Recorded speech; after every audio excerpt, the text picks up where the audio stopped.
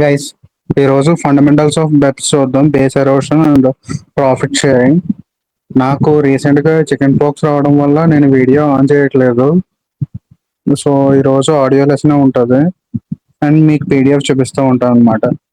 And ఈ PDF లో ఈ base erosion and profit sharing లో యాక్చువల్లీ ఈ చాప్టర్ రిలేటెడ్ గా 2-3 చాప్టర్స్ లింక్ అయి ఉంటాయి. సో ఈ చాప్టర్ లో ఏంటంటే మనకి బేసిక్ గా 2 మార్క్స్ క్వశ్చన్ కానీ 4 మార్క్స్ క్వశ్చన్ కానీ వచ్చే ఛాన్స్ ఉంది. ఈ పాయింట్స్ ఏంటి, అసలు బేస్ ఎరోషన్ ప్రాఫిట్ షేరింగ్ అన్నది ఎందుకు వచ్చింది, దాని బేసిక్ ఆబ్జెక్టివ్స్ ఏంటి, వాటి రిలేటెడ్ మనం ఇండియన్ ట్యాక్స్ లో మనం తీసుకునే యాక్షన్స్ ఏంటి, ఆ యాక్షన్ ప్లాన్స్ ఏంటి, ఇది మనం ఈరోజు చూడబోయే టాపిక్ అన్నమాట.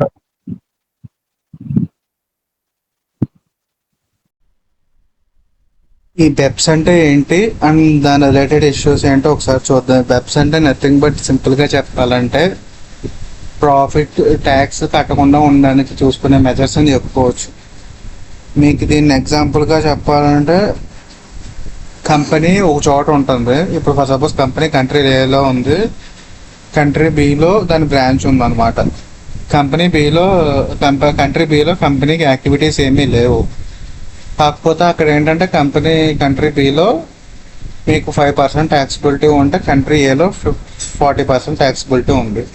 సో ఈ ఇన్కమ్ నా కంట్రీలో చూపించుకోవడానికి ఒక్క పర్పస్కి మాత్రమే మీకు ఆ కంట్రీలో కంపెనీ పెట్టి ఏ యాక్టివిటీ లేకుండా ఉన్నా కూడా ఇన్కమ్ అక్కడే చూపిస్తారు అనమాట. దానివల్ల ఏమవుతుంది అంటే మీకు ట్యాక్స్ ఎవేషన్ అనేది జరుగుతుంది. సో అలా జరగకుండా ఉండడం కోసం ఒకవేళ అలా చేయడం వల్ల వచ్చే ఎఫెక్ట్స్ ఏంటి, ఫస్ట్ అలా చేయడం వల్ల వచ్చే నెగిటివ్ ఎఫెక్ట్స్ ఏంటో చూద్దాం. ఫస్ట్ ఏంటంటే మీకు ఎలా ట్యాక్స్ ఎవేషన్కి ఎలాంటి స్కోప్ ఉన్నప్పుడు ఏంటంటే కంపెనీస్ జెన్యున్గా అన్ని రికార్డ్స్ని ఇన్కమ్ ట్యాక్స్ రిటర్న్స్లో చూపిస్తుందన్న క్లారిటీ లేదు కదా, అదొక నెగిటివ్ పాయింట్. అండ్ నెక్స్ట్ ఏంటంటే మనం జనరల్గా ఆలోచించినా కూడా ఇప్పుడు మన ఇండియా లాంటి డెవలపింగ్ కంట్రీస్కి ట్యాక్స్ రెవెన్యూస్ అనేది చాలా ఇంపార్టెంట్. సో ఇప్పుడు ట్యాక్స్ రేట్ ఎక్కువ ఉండడం వల్ల ఏమవుతుంది, ఎక్కడ తక్కువ ట్యాక్స్ రేట్ ఉంటే అక్కడి నుంచి ఇన్కమ్ చూపిస్తుంది. దానివల్ల ఏంటంటే మనకి రావాల్సిన ట్యాక్స్ రెవెన్యూ రాదన్నమాట. ఆ ట్యాక్స్ రెవెన్యూ రాకపోవడం వల్ల ఏమవుతుంది, పబ్లిక్ ఇన్వెస్ట్మెంట్ అన్నది తగ్గిపోతుంది, ఎందుకంటే అక్కడ ఇన్కమ్ ఉండక. అండ్ నెక్స్ట్ ఇంకొక మేజర్ ఫ్లా ఏంటంటే మల్టీనేషనల్ కంపెనీస్కి ఏమో ఓకే వాళ్ళు ఎలా ట్యాక్స్ అడిటీ షిఫ్ట్ చేసుకుంటారు. దానివల్ల ఇండివిజువల్ ట్యాక్స్ పేయర్స్ ఉంటారు కదా, ఒక చోట మాత్రమే వ్యాపారం చేసుకున్న వాళ్ళ మీదే కదా ఎక్కువ బడ్డెన్ పడిపోతుంది. అదొక negative point. And next point ఏంటంటే మీకు వచ్చి ఇప్పుడు కొన్ని కంపెనీస్ ఉంటాయి, ప్రైవేట్ కంపెనీస్ చిన్నవి, వాళ్ళు ఏంటంటే ఫ్యామిలీ ఓన్డ్ అనమాట. ఓన్లీ ఫ్యామిలీ షేర్ హోల్డర్స్ ఉండి చిన్న కంపెనీ పెట్టుకుని ఇండియాలో మాత్రం బిజినెస్ చేయడం అలాంటివి చేసే వాళ్ళు ఉంటారు కదా. వాళ్ళు ఏంటంటే ఈ ఇంటర్నేషనల్ కంపెనీస్ కొన్న ట్యాక్స్ ఎవేషన్ బెనిఫిట్స్కి వాళ్ళేమో తక్కువ కమ్ముకోగలరు ప్రొడక్ట్స్ని. వీళ్ళకి అలాంటి బెనిఫిట్స్ ఏమీ లేకపోవడం వల్ల వాళ్ళతో కంపీట్ అవ్వడానికి చాలా ఇబ్బంది అవుతుంది. ఓ రకంగా చెప్పాలంటే డొమెస్టిక్ మార్కెట్స్ అనేవి దెబ్బతింటాయి అనమాట.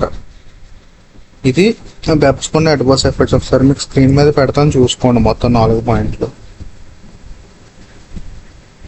ఈ పాయింట్స్ ఇవి. మీకు ఈ పీడిఎఫ్ ఏమో కింద కామెంట్స్లో లింక్లో పిన్ చేస్తాను, అక్కడికి వెళ్ళి డౌన్లోడ్ చేసుకోవచ్చు ఈ పీడిఎఫ్ మీరు కావాలంటే.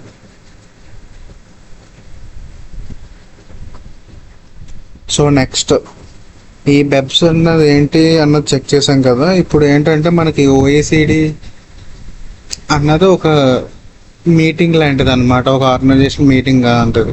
అందులో 37 కంట్రీస్ మెంబర్స్ కింద ఉన్నాయి. సేమ్ ఇలాగా మనకి అది మొన్న రీసెంట్గా G20 మీటింగ్ జరిగింది కదా, సేమ్ అలాంటిదే. సో ఈ G20 మీటింగ్లోనూ OECD మీటింగ్లోనూ బెప్స్కి రిలేటెడ్గా ఏం యాక్షన్ తీసుకొచ్చానో ఒక యాక్షన్ ప్లాన్ రెడీ చేశారు. అందులో టోటల్ 15 పాయింట్స్ ఉంటాయి అన్నమాట. ఆ 15 పాయింట్స్ ఒక్కో పాయింట్ ఒక ఇష్యూని అడ్రస్ చేస్తూ ఉంటుందా అంటే వాళ్ళ మెయిన్ ఫోకస్ ఏంటన్నా చెప్తుంది. ఒక సింపుల్గా చెప్పాలంటే యాక్షన్ ప్లాన్ 1 తీసుకుంటే addressing the challenges of digital economy. అంటే ఇప్పుడు కంప్లీట్గా డిజిటల్ అయిపోవడం వల్ల ఒక కంపెనీని ఎక్కడ ట్యాక్స్ చేయాలి ఏంటి ఇలాంటి కన్ఫ్యూజన్లు అన్నీ వస్తున్నాయి కదా, అలాంటివి ఎలా అడ్రస్ చేయాలి. అండ్ ట్రాన్స్ఫర్ ప్రైసింగ్ ఇష్యూ అన్నది అలాగా, ఒకవేళ ట్రీటీని అబ్యూస్ చేస్తుంటే వాటికి ఇష్యూ ఎలా క్లియర్ చేయాలి. ఇలా టోటల్ 15 పాయింట్స్ ఉన్నాయన్నమాట. ఈ 15 పాయింట్స్ ఉన్న వీటి మెయిన్ ఇంటెన్షన్ వచ్చి త్రీ మెయిన్ ఆబ్జెక్టివ్స్ని క్లియర్ చేసుకోవడం. అదేంటంటే డొమెస్టిక్ లాస్కి ఇంటర్నేషనల్ లాస్కి మధ్యలో కోహెరెన్స్ ఉండాలి. కోహెరెన్స్ అంటే రెండు సింక్ అయ్యి కరెక్ట్గా మ్యాచ్ అయ్యి వర్క్ అయ్యేలా ఉండాలన్నమాట. కోహెరెన్స్ అంటే సింపుల్గా చెప్పాలంటే అది. అండ్ నెక్స్ట్ ఇంకోటి ఏంటంటే సబ్స్టెన్స్ రిక్వైర్మెంట్ అన్నది కంపల్సరీ ఉండాలి. ఈ సబ్స్టెన్స్ ఓవర్ ఫామ్ అంటే మనకి అకౌంటింగ్లో లాగే ఇక్కడ ఏంటంటే expenditure for suppose country below incur అయితే దాని రిలేటెడ్ ఇన్కమ్ కూడా కంపెనీ బిలో ట్యాక్స్బుల్ అవ్వాలన్నట్టుగా మనం తీసుకోవచ్చు. ఎక్కడైతే వాల్యూ క్రియేట్ అవుతుందో అక్కడే దాని ట్యాక్స్ రిలేటెడ్ ఇన్కమ్ కూడా ట్యాక్స్బుల్ అవ్వాలి. నెక్స్ట్ పాయింట్ ఏంటంటే ట్రాన్స్పరెన్సీ అన్నది కంపల్సరీ ఉండేలా ట్రాన్స్పరెన్సీ అండ్ ట్యాక్స్ అటెంట్ ఉండేలా చూసుకోవాలన్నది ఈ బెప్స్ యాక్షన్ ప్లాన్ యొక్క మెయిన్ ఆబ్జెక్టివ్స్ అనమాట. ఈ ఆబ్జెక్టివ్స్ చుట్టూరునే ఈ యాక్షన్ ప్లాన్ అనేవి రెడీ అయినాయి. 15 యాక్షన్ ప్లాన్లు ఉన్నా మీరు కరెక్ట్గా లెక్కేసుకుంటే ఇవన్నిటి కింద వీటిని సెగ్రిగేట్ చేసుకోవచ్చు అనమాట. సో ఈచ్ యాక్షన్ ప్లాన్ ఏంటి అండ్ ఇండియాలో దాని ట్యాక్స్ ఎఫెక్ట్ ఏంటి, ఇండియన్ ట్యాక్స్ రిజైమ్లో అది ఇంప్లిమెంటేషన్ ప్రోగ్రెస్ ఎక్కడి వరకు వచ్చిందో, ఒకవేళ ఆల్రెడీ ఇంప్లిమెంట్ అయితే ఏ పాయింట్ ఏ సెక్షన్ అన్నది ఒకసారి చూసుకుంటాం అనమాట. చూసుకుని ప్రొసెస్. అండ్ నెక్స్ట్ ఏంటంటే ఈ చాప్టర్ అన్నది ఒక 2-3 చాప్టర్స్ లింక్ ఉంది. ఇంటర్నేషనల్ ట్యాక్స్లలో మనకి ఇంకో 2-3 చాప్టర్స్ లింక్ ఉంటాయి అనమాట. ఈ చాప్టర్ క్లియర్గా అర్థం చేసుకుంటే ఆ చాప్టర్స్ కూడా ఈజీగా అయిపోతాయి. Okay. And next each point ఏంటో చూద్దాం. సో ఇప్పుడు ఈ బెప్స్ యాక్షన్ ప్లాన్స్ అంటే ఏంటో చూద్దాం. ఫస్ట్ యాక్షన్ ప్లాన్ 1 ఇందాక ఆల్రెడీ చెప్పాను కదా. సో ఈ డిజిటల్ ఎకానమీ వల్ల వచ్చిన ఇష్యూస్ ఏంటి, ఆ ఇష్యూస్ని ఎలా సాల్వ్ చేయాలన్నదే మెయిన్ అనమాట. ఈ బెప్స్ యాక్షన్ ప్లాన్ 1 యొక్క మెయిన్ ఎయిమ్ అన్నది. సో ఈ బెప్స్ యాక్షన్ ప్లాన్లో ఫస్ట్ ఏంటంటే ఇప్పుడు మనకి డిజిటల్ ఎకానమీ వల్ల వచ్చే ఫస్ట్ ఇష్యూ ఏంటంటే ఈ బయ్యర్స్ అన్న వాళ్ళు ప్రపంచంలో ఎక్కడైనా ఉండొచ్చు, సెల్లర్స్ అన్న వాళ్ళు ప్రపంచంలో ఎక్కడైనా ఉండొచ్చు. ఎవరితో అయినా కొనొచ్చు, అమ్ముకోవడం ఇవన్నీ చేయొచ్చు కదా. దానివల్ల ఏంటంటే కొత్త బిజినెస్ మోడల్స్ డెవలప్ అయినాయి. అదేంటంటే మెయిన్గా ఇది digital network and telecommunication network మీద నడిచేస్తున్నాయి అనమాట. ఇప్పుడు సర్వర్స్ మీద అలాంటి వాటి మీద ఫిజికల్ ప్రెసెన్స్ అవసరం లేకుండా. సో మనం కావాలంటే ఇప్పుడు క్లబ్ ఫ్యాక్టరీ అలాంటివి చూడండి, ఇండియాలో కాకుండా వేరే చోట నుంచి కూడా అలీబాబా ఈ వెబ్సైట్స్లో ఏంటంటే మీరు ఫారెన్ నుంచి కూడా ఇండియాకి ఎక్స్పోర్ట్ చేసుకోవచ్చు, ఇంపోర్ట్ చేసుకోవచ్చు కదా. డైరెక్ట్గా ఫారెన్ నుంచి కొనేసుకోవచ్చు కదా, ఫిజికల్గా డైరెక్ట్ స్టోర్స్ లేకుండా. సో అలా అనమాట. ఈ డిజిటల్ ఎకానమీ వల్ల ఎవరు ఎక్కడ ఉన్నారో ఎక్కడైనా అమ్ముకోవచ్చు, కొనుక్కోవచ్చు. ఇది మెయిన్. మనకి ఇప్పుడు ఈ కామర్స్ వల్ల మనకు వచ్చే ఇష్యూ ఏంటి, దీనివల్ల ఏంటంటే ఒక పర్టికులర్ ట్రాన్సాక్షన్ యొక్క నేచర్ ఏంటి, పేమెంట్ యొక్క నేచర్ ఏంటి, ఆ ట్రాన్సాక్షన్లో ఎవరిని ట్యాక్సిబుల్గా చెయ్యాలి, ఇవన్నీ మనకు క్లియర్గా అర్థం కావన్నమాట. ఎవరు బయ్యర్ ఎవరు సెల్లరు. ఎందుకంటే మీకు టోటల్ సప్లై చైన్లో చూసుకుంటే ఎవరో ఫర్ ఎగ్జాంపుల్ పర్టికులర్ పర్సన్ ఏంటంటే మొత్తం ఒక 1000 ప్రొడక్ట్స్ని హోల్సేల్లో కొని దాన్ని మళ్ళీ ఈచ్ ఇండివిజువల్ ప్రొడక్ట్ని వేరే వెబ్సైట్లో షాపిఫై అలాంటి వాటిలో ఏం చేస్తారంటే సబ్ సెల్లింగ్ చేస్తారనమాట. వాళ్ళు ఓన్ ప్రైస్ వేసుకుని అమ్ముకుంటారు రీటైల్ ప్రైస్కి. సో దీనివల్ల ఏంటంటే ట్రాన్సాక్షన్ నెక్సెస్ అనేది ఎస్టాబ్లిష్ చేయడం కష్టం అవుతుంది. పేమెంట్కి అండ్ యాక్చువల్ బయ్యర్ అండ్ సెల్లర్కి ఇలాంటి అన్నిటికి రిలేషన్షిప్ ఎస్టాబ్లిష్ చేయడం అన్నది కష్టం అవుతుంది అనమాట. ఇది ప్రస్తుతానికి ఈ కామర్స్లో మనకున్న ఇష్యూస్ ఇవి.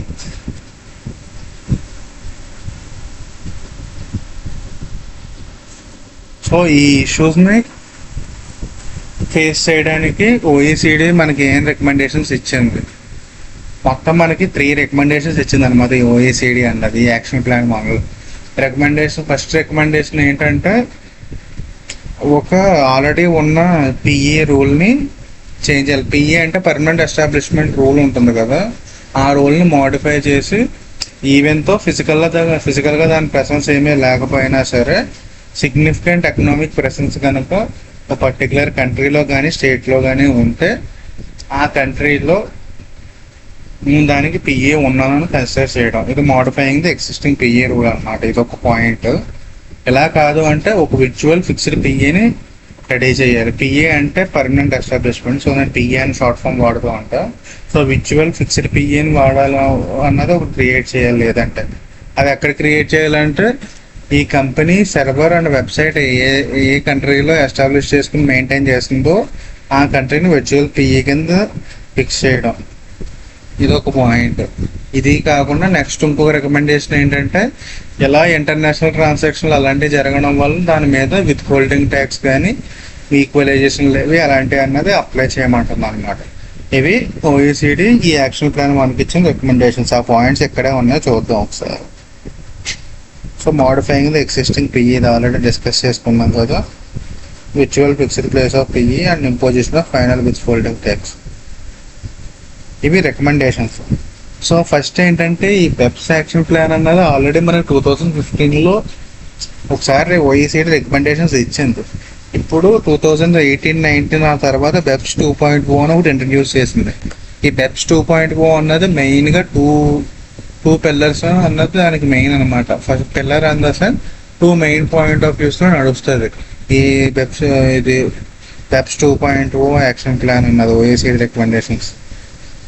ఇందులో ఏంటంటే ఫస్ట్ మెయిన్ ఆబ్జెక్టివ్ ఏంటంటే ఇది ఆల్రెడీ ఉన్న నెక్సెస్ రూల్స్ని రివైజ్ చేయడం. నెక్సెస్ రూల్స్ రివైజ్ చేయడం ఇన్ ద సెన్స్, ఈ ఆల్రెడీ ఇదివరకు మనకి నార్మల్గా పిఈ అంటే ఒక పర్టికులర్ పర్సన్ పలానా స్టేట్లో రెసిడెంట్ కింద ఉండడం అని, వాడికి అక్కడ హోమ్ బేస్ ఉండడం అని ఇలాంటి రూల్స్ ఉంటాయి కదా. దాన్ని కొంచెం మోడిఫై చేస్తూ ఈ విర్చువల్ వాటికి కొత్త కొత్త చేంజెస్ని ఇంక్లూడ్ చేయడానికి మెయిన్ ఫస్ట్ పాయింట్ అది. ఆల్రెడీ ఎగ్జిస్టింగ్ రూల్స్ని రివైజ్ చేయడం, అందులోకి all type of profits and all పర్సెస్ని ఇంక్లూడ్ అయ్యేలా చూసుకోవడం. అండ్ నెక్స్ట్ రూల్ ఏంటంటే మినిమం ట్యాక్సేషన్ అనమాట. గ్లోబల్గా మినిమం ట్యాక్సేషన్ ఎంత కంపల్సరీ పడాలి. ఫర్ ఎగ్జాంపుల్ నీకు ఏదో ట్యాక్స్ తక్కువ ఉన్న కంట్రీలో ఇన్కమ్ వస్తే ఆ ఇన్కమ్ కూడా నీకు మినిమంగా ఇండియాలో 5% ఎంతో ట్యాక్స్ పడేలా చూసుకోవడం, అలాంటి రూల్స్ అనమాట. సో ఆ 2 రూల్స్ దానికి మెయిన్ అనమాట. 2 పిల్లర్స్ ఆఫ్ బెప్స్ 2.0 అది. సో కాకపోతే ఏంటంటే ఈ పిల్లర్ నెంబర్ 2 అంటే మినిమం ట్యాక్సేషన్ అన్నది కాన్సెప్ట్ ఉంది కదా, ఇది కొన్ని కేసెస్లో అప్లై అవ్వదు. లైక్ ఇంటర్నేషనల్ గవర్నమెంట్ కంపెనీస్ ఒకటి, అండ్ చాలా డొమెస్టిక్ లాస్లో మీకు చారిటబుల్ ఎంటిటీస్ ఎలాంటి వాటికి ట్యాక్సెస్ ఉండవు కదా. సో లోకల్ డొమెస్టిక్ లాస్ని గౌరవిస్తూ అది వాటి మీద ఎక్కడెక్కడైతే లోకల్ కామన్గా ఉన్న డొమెస్టిక్ లాస్లో ట్యాక్సెస్ జరగవు వాటి మీద మినిమం ట్యాక్స్ అనే రిక్వైర్మెంట్ లేదు. అవి కాకుండా రిమైనింగ్ కంపెనీస్ అలాంటి వాటి మీద కంపల్సరీ మినిమం ట్యాక్స్ ఉండేలా చూసుకోవాలన్నది ఈ ఓఈసీడీ 2.0 యొక్క మెయిన్ ఆబ్జెక్టివ్ అనమాట. ఆ పాయింట్ ఒకసారి చూపిస్తాను చూడండి. So relocation of profit and revise in excel rules చెప్పాను కదా. ట్యాక్సెస్ ఎక్కడ పే చేయాలి, ఎంత పే చేయాలి, దేని మీద పే చేయాలి అన్నది పాయింట్. ఇది యాంటీ-వేస్ ఎరోషన్ మెకానిజం అంటే మినిమం ట్యాక్స్ సింపుల్గా చెప్పాలంటే.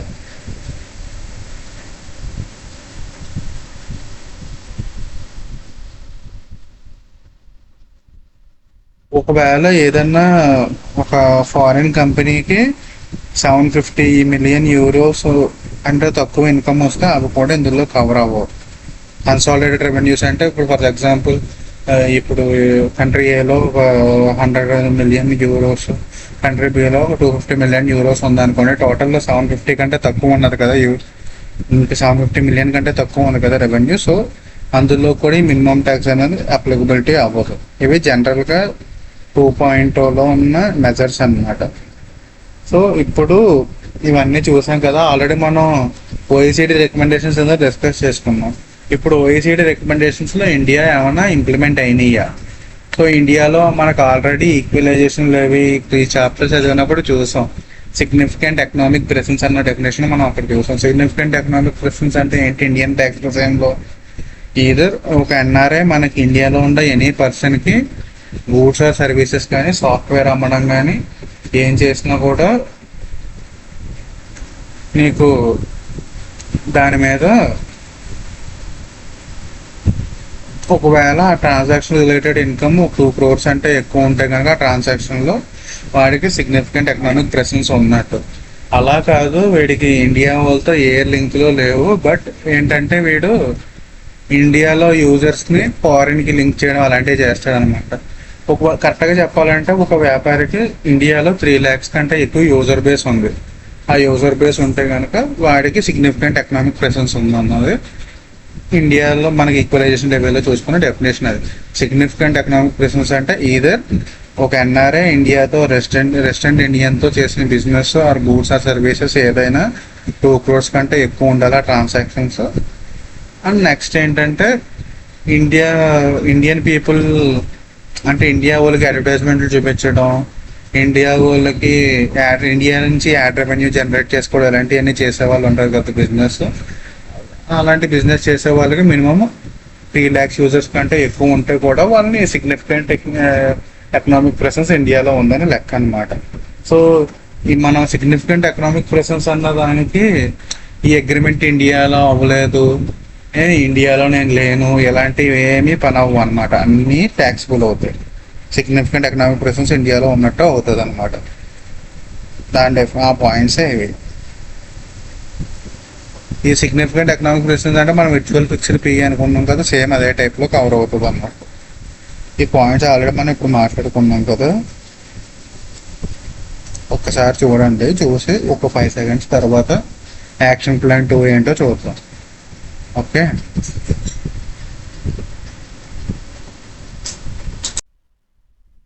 యాక్షన్ ప్లాన్ 2 ఏంటో చూద్దాం ఇప్పుడు. సో యాక్షన్ ప్లాన్ 2 అంటే నథింగ్ బట్ ఏంటంటే హైబ్రిడ్ మిస్ మ్యాచ్ అరేంజ్మెంట్ అనమాట. సింపుల్గా చెప్పాలంటే ఒక కంపెనీ ఒక ఒకే ఇన్కమ్, ఫర్ ఎగ్జాంపుల్ డివిడెంట్ ఏదో ఒకటి తీసుకోండి, ఆర్ ఇంట్రెస్ట్ ఇన్కమ్ మన లోన్ అన్న ఏదో ఒకటి తీసుకుని ఆ సేమ్ లోన్ మీద 2 చోట్ల డిడక్షన్ తీసుకోవడం, ఆర్ లేదు అంటే నీకు ఫారెన్లో పే చేసిన ట్యాక్స్ మీద వచ్చిన క్రెడిట్ని మిస్యూజ్ చేయడం, లేదు అంటే యాక్చువల్ ఇన్కమ్ లేకుండా దాని రిలేటెడ్ డిడక్షన్ క్లెయిమ్ చేయడం, అలాంటివి అనమాట. దాన్ని హైబ్రిడ్ మిస్ మ్యాచ్ అరేంజ్మెంట్ అంటారు. మిస్ మ్యాచ్ అరేంజ్మెంట్ అంటే నథింగ్ బట్ ఏంటంటే ఒక పర్టికులర్ ఇన్కమ్ ఆర్ ఎక్స్పెండిచర్కి ఒక కంట్రీలో ట్యాక్స్ ట్రీట్మెంట్ ఉంటుంది, ఒక కంట్రీలో ఇంకో ట్యాక్స్ ట్రీట్మెంట్ ఉంటుంది అనమాట. ఒక కంపెనీలో ఫర్ ఎగ్జాంపుల్ కంట్రీ ఏలో ఇన్కమ్ అన్నది కంపెనీ యొక్క హ్యాండ్స్లో ట్యాక్స్బుల్ అనుకోండి, కంట్రీ బిలో ఇన్కమ్ అన్నది షేర్ హోల్డర్స్ చేతిలో ట్యాక్స్బుల్ అనమాట. సో ఏంటంటే వీళ్ళు కంట్రీ బిలో షేర్ హోల్డర్స్లో ట్యాక్స్బుల్ కాబట్టి ఏం చేస్తారు, కంట్రీ బి నుంచి ఇన్కమ్ని కంట్రీ ఏకి డైవర్ట్ చేస్తారు. సో కంట్రీ బిలో కంపెనీ ఏ ఇన్కమ్ కట్టదు, ఎందుకంటే షేర్ హోల్డర్స్ చేతిలో ట్యాక్స్బుల్ కాబట్టి కంపెనీ ఇన్కమ్ కట్టదు. అండ్ కంట్రీ ఏలోనేమో కంపెనీ ట్యాక్స్బుల్ కాబట్టి కంట్రీలో షేర్ హోల్డర్స్ డిస్ట్రిబ్యూట్ చేశారనుకోండి. ఇప్పుడు కంట్రీ ఏలో ఏమవుతుంది, కంట్రీ ఏలో share holders income tax pay చేయరు, కంట్రీ బిలోనే రూల్స్ బాగోవడం వల్ల రూల్స్ కరెక్ట్గా లేకపోవడం వల్ల కంట్రీ బిలోనే ట్యాక్స్ పే అవ్వదు అనమాట. అల్టిమేట్గా షేర్ హోల్డర్కి ఇన్కమ్ అనేది వితౌట్ ఎనీ ట్యాక్స్ అన్నది ఫ్రీగా వెళ్ళిపోతుంది అనమాట. సార్ ఎగ్జాంపుల్ మళ్ళీ నేను చెప్తాను క్లియర్గా. కంట్రీ ఏలో రూల్స్ ఏంటంటే కంపెనీ చేతిలో ట్యాక్స్బుల్ అవుతుంది, కంట్రీ బిలో రూల్స్ ఏంటంటే షేర్ హోల్డర్ చేతిలో ట్యాక్స్బుల్ అవుతుంది సేమ్ ఇన్కమ్.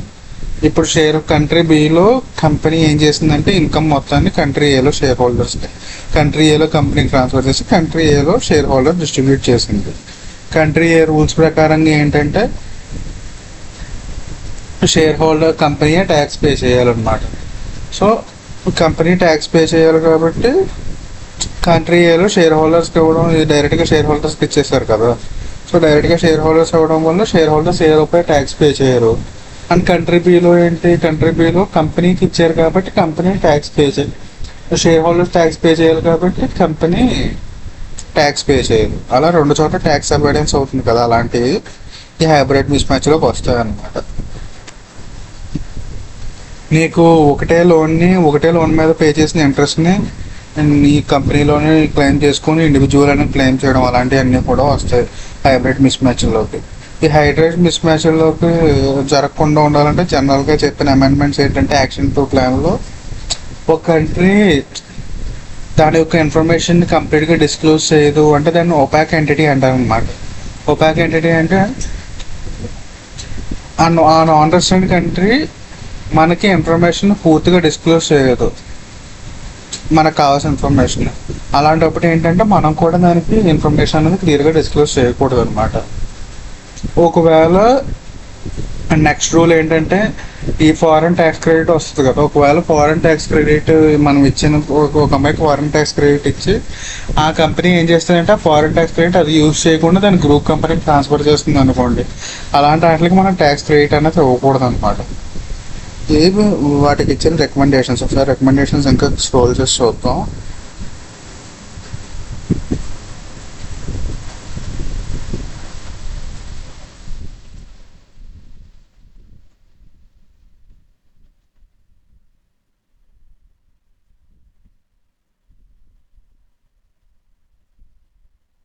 ఇది కంట్రోల్డ్ ఫైనాన్షియల్ ఎంటిటీస్కి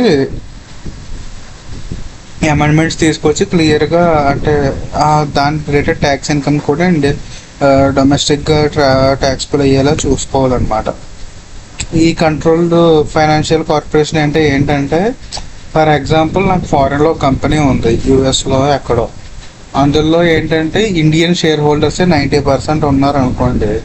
అది ఈవెన్తో యూఎస్ కంపెనీ అయినా కూడా దాని రిలేటెడ్ ట్యాక్స్ అంతా కూడా ఇండియాలో కూడా ట్యాక్స్బుల్ అవుతుంది. డొమెస్టిక్లో అంటే మనకి ఇండియన్ లాస్లో కూడా ట్యాక్స్బుల్ అవుతుంది అనమాట. దాన్ని కంట్రోల్డ్ ఫైనాన్స్ కార్పొరేషన్ అంటారు. ఎందుకంటే మెజారిటీ 50% కంటే ఎక్కువ మన కంట్రీలో మన చేతుల్లోనే ఉంది కాబట్టి. సో కంట్రోల్డ్ ఫారెన్ కార్పొరేషన్ అంటారు దాన్ని. సో ఆ control foreign corporations related rules అన్నీ కూడా స్ట్రెంథన్ చేయాలి. మనకి దాని ట్యాక్సిబిలిటీ అనేది కరెక్ట్గా ఉండేలా అమెండ్ చేయాలన్నారు. ఇది జిఈసి అంటే ఈ యాక్షన్ ప్లాన్ 2లో ఇచ్చిన రికమెండేషన్. యాక్షన్ ప్లాన్ 2 అంటే hybrid miss match, action plan 1 అంటే addressing the challenge of digital economy అనమాట. నెక్స్ట్ ఇప్పుడు సిఎఫ్సి అని విన్నాం కదా, కంట్రోల్ ఫైనాన్స్ కార్పొరేషన్. దాని రిలేటెడ్ రూల్స్ని స్ట్రెంథన్ చేయడం, అదే యాక్షన్ ప్లాన్ 3 అనమాట. Strengthening the rules of controlled foreign company are corporation.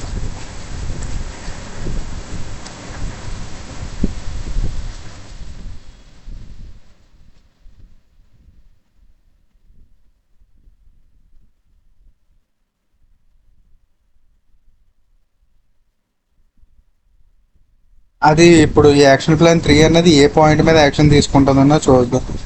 ఇది యాక్షన్ ప్లాన్ 3 అనేది మెయిన్ ఫోకస్ ఏంటంటే, కొన్ని కంపెనీస్ తనకు వచ్చిన ఇన్కమ్ని సబ్సిడరీస్కి ట్రాన్స్ఫర్ చేస్తాయి కదా, అక్కడ ఏంటంటే ట్యాక్స్లు లేని చోట తక్కువ ట్యాక్స్లు ఉన్నాయి అక్కడికి, అలాంటివి అవ్వకుండా చూసుకోవడం అన్నది ఈ సిఎఫ్సి రూల్స్ యొక్క మెయిన్ అనమాట, మెయిన్ ఇంటెన్షన్ అన్నది. ఈ ఆల్రెడీ కంట్రోల్ ఫైనాన్స్ కంపెనీ అన్న ఫారిన్ కంపెనీ అనేది ఏంటో చెప్పాను కదా, వాటి రూల్స్ ప్రకారంగా ఇండియాలో కూడా ఒకవేళ దాని రిలేటెడ్గా ట్యాక్స్ అయ్యేలా చూసుకోవాలి. కాకపోతే దీనికి వచ్చిన మెయిన్ ఇష్యూ ఏంటంటే, ఏ కంట్రీ కాకంటే మా కంట్రీలో ట్యాక్స్ కట్టాలి, మాది డెవలప్ అవ్వాలనుకుంటాయి కదా, దానివల్ల కరెక్ట్గా ప్రాపర్ ఇంప్లిమెంటేషన్ చేయడానికి అన్నది కుదరదు అనమాట. నెక్స్ట్ యాక్షన్ ప్లాన్ వచ్చి interest and financial related repayments గురించి అనమాట.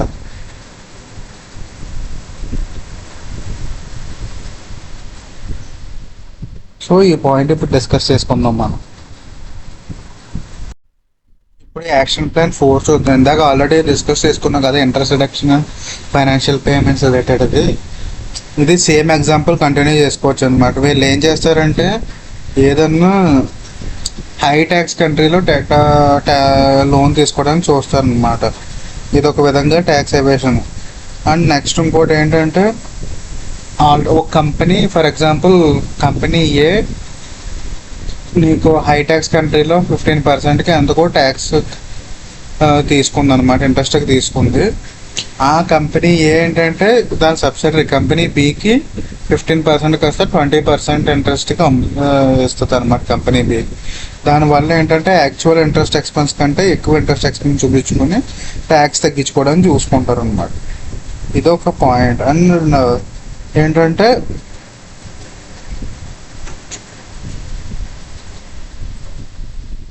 ఏదైనా థర్డ్ పార్టీని రిలేటెడ్ పార్టీని ఉపయోగించి ఫైనాన్స్ చేస్తారు. ఇవన్నీ సింపుల్గా చెప్పాలంటే లోన్ అండ్ ఇంట్రెస్ట్ రిలేటెడ్గా ఏమైనా బెనిఫిట్ కానీ ట్యాక్స్ ఎగ్జాబేషన్ కానీ చేయడానికి చూస్తే ఆ పాయింట్స్ అన్నీ యాక్షన్ ప్లాన్ 4లో కవర్ అవుతాయి. ఈ యాక్షన్ ప్లాన్ 4లో చేసిన మనకు OECD రికమెండేషన్ ఏంటంటే, ఈ ఇంట్రెస్ట్ డిడక్షన్ అన్నది ఆ కంట్రీలో ఆర్ పలానా కంపెనీకి ఉన్న ఎకనామిక్ యాక్టివిటీ ఇంక ప్రపోర్షనేట్గా లింక్ చేయాలన్నమాట ఇచ్చే ఇంట్రెస్ట్ డిడక్షన్ అన్నది. ఫర్ ఎగ్జాంపుల్ ఈ టోటల్ 1000 crores అన్నది కంపెనీ టోటల్ రెవెన్యూ. అందులో ఎకనామిక్ యాక్టివిటీ కంట్రీ ఏలో 100 crores ఉంది. సో ఆ 10% ఇంట్రెస్ట్, టోటల్ కంపెనీకి ఉన్న ఇంట్రెస్ట్ డిడక్షన్, ఇంట్రెస్ట్ ఎక్స్పెన్స్లో 10% వరకు డిడక్షన్ ఇవ్వచ్చు అనమాట. ఇది ఓఈసీడీ మనకి యాక్షన్ ప్లాన్ 4కి రిలేటెడ్గా ఇచ్చిన రికమెండేషన్. సో ఇక్కడ మనం చూడవచ్చు, linking and entities net interest level of economic activity. Economic activity అన్నా మనకి వాల్యూ క్రియేషన్ అన్న ఇవన్నీ ఒకటే పాయింట్లో వస్తాయి కదా, వాల్యూ అడిషన్. సో ఇందులో ఈ ఎకనామిక్ యాక్టివిటీ లింక్ చేసేటప్పుడు 3 డిఫరెంట్ టైప్స్లో లింక్ చేయొచ్చు అనమాట. ఏదైనా ఫిక్స్డ్ రేషియోతో లింక్ చేయొచ్చు, లైక్ ఎబిట్టా అలాంటివి ఉంటాయి కదా.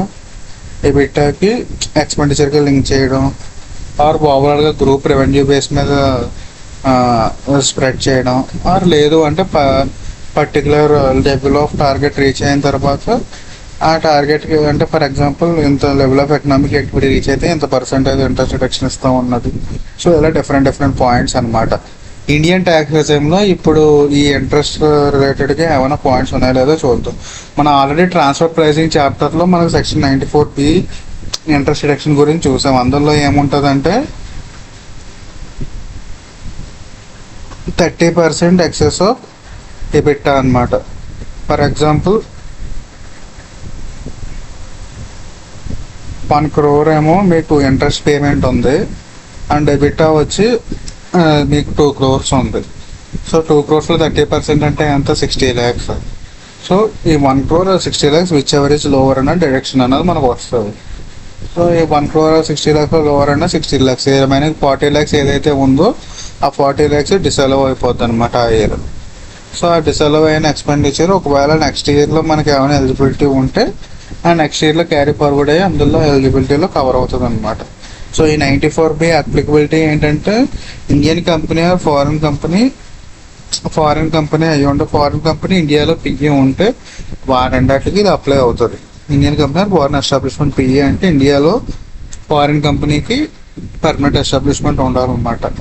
వాడు లోన్ తీసుకున్నవాడు అయ్యి ఉండాలి, ఎన్ఆర్ఐ ఏమో లోన్ ఇచ్చినవాడు అయ్యి ఉండాలి అసోసియేటెడ్ ఎంటర్ప్రైజ్ దగ్గర నుంచి. ఓకే. సో దీని లిమిట్స్ ఏంటంటే మినిమం 1 crore కంటే ఎక్కువ ఇంట్రెస్ట్ ఉన్న పేబుల్ ఉంటేనే ఈ 94B అన్నది అప్లై అవుతుంది. అండ్ బ్యాంక్ అండ్ ఇన్సూరెన్స్ కంపెనీస్కి, ఫైనాన్స్ కంపెనీకి కూడా ఇది అప్లై అవుతుంది అనమాట. ఈ carry forward of disallowed expenditure చెప్పాను కదా ఇందాక, మనం మాట్లాడుకున్న ఎగ్జాంపుల్లో 40 lakhs డిసలవ్ అయింది కదా, నెక్స్ట్ 8 years వరకు క్యారీ ఫార్వర్డ్ చేసుకుని అప్పుడైనా మనం ఎలవే చేసుకోవచ్చు అనమాట. ఫర్ ఎగ్జాంపుల్ నెక్స్ట్ ఇయర్లో నాకు ఇంట్రెస్ట్ ఎక్స్పెన్స్ 70 lakhs ఉంది, నాకు ఎబిట్టా వచ్చేమో 2.5 CR వచ్చింది అనుకోండి, 2.3 CR వేసుకుందాం రౌండ్ ఫిగర్, 90 lakhs వచ్చింది. సో ఎబిట్టా 90 lakhs వచ్చింది కాబట్టి ఎబిట్టా ఈ మనకి కరెంట్ ఇయర్లో డైరెక్షన్ 70 lakhs ఉంది. సో ఈ 70 lakhs కంటే మనకి ఇంకా 20 lakhs యూస్ చేసుకోవచ్చు కదా. సో ఈ లాస్ట్ ఇయర్ మనం డిసలవ్ చేసిన 40 lakhsలో 20 lakhsకి ఇక్కడ ఎగ్జామ్షన్ క్లెయిమ్ చేసుకోవచ్చు. అంటే టోటల్ ఎగ్జామ్షన్ ఎంత క్లెయిమ్ చేయొచ్చు, 90 lakhs క్లెయిమ్ చేయొచ్చు. Instead of actual expenditure in the current year ఏంటి 60 lakhs పోదు, 70 lakhs పోదు. ఎందుకంటే మనకి ఎబిట్టా 90 lakhs వచ్చింది, యాక్చువల్ ఇంట్రెస్ట్ ఎక్స్పెన్స్ 70 lakhs ఉంది. సో లాస్ట్ ఇయర్ రిసల్వ్ అయింది, ఇప్పుడు అలౌ చేసుకుంటాం అనమాట. ఇది ఈ పాయింట్ క్యారీ ఫార్వర్డ్ అని. ఇది మళ్ళీ దీని రిలేటెడ్ సమ్స్ అనే ట్రాన్స్ఫర్ ప్రైసింగ్లో వస్తాయి, అప్పుడు చూద్దాం 94B అన్నారు. Next action plan 5. Action plan 5 ఏంటంటే అక్కడ మన టైటిల్లో ఉన్నట్టు హార్మ్ఫుల్ ట్యాక్స్ ప్రాక్టీసెస్ని ఎలా అడ్డుకోవాలన్నది ఉంటుంది అనమాట. ఇదేంటంటే ఒక్కసారి మనకి ఏదైనా ఒక ట్యాక్స్ రిజైమ్ ఒకరికి బెనిఫిట్ కానీ అలా ఇలా ఒక కంట్రీకి బెనిఫిట్ కానీ అలా కాకుండా దాంట్లో నీకు ట్యాక్స్ ఎవేషన్ స్కోప్ ఉంది ఎలా అనిపిస్తే కనుక దాన్ని పీర్ రివ్యూ చేయాలన్నమాట. పీర్ రివ్యూ చేసి ఐడెంటిఫై చేయాలి. అండ్ నెక్స్ట్ ఏంటంటే ఈచ్ కంట్రీ కంప్లీట్ ట్రాన్స్పరెంట్గా రెలవెంట్ ఇన్ఫర్మేషన్ మొత్తాన్ని ఇమీడియట్గా ఎక్స్చేంజ్ చేయడానికి రెడీగా ఉండాలన్నమాట. ఈ 2 మెజర్స్ యాక్షన్ ప్లాన్ 5 మనకు చెప్తుంది. ఇండియన్ ట్యాక్సేషన్ రిజైమ్లో ఈ పాయింట్ ఎక్కడ ఉందంటే మనకి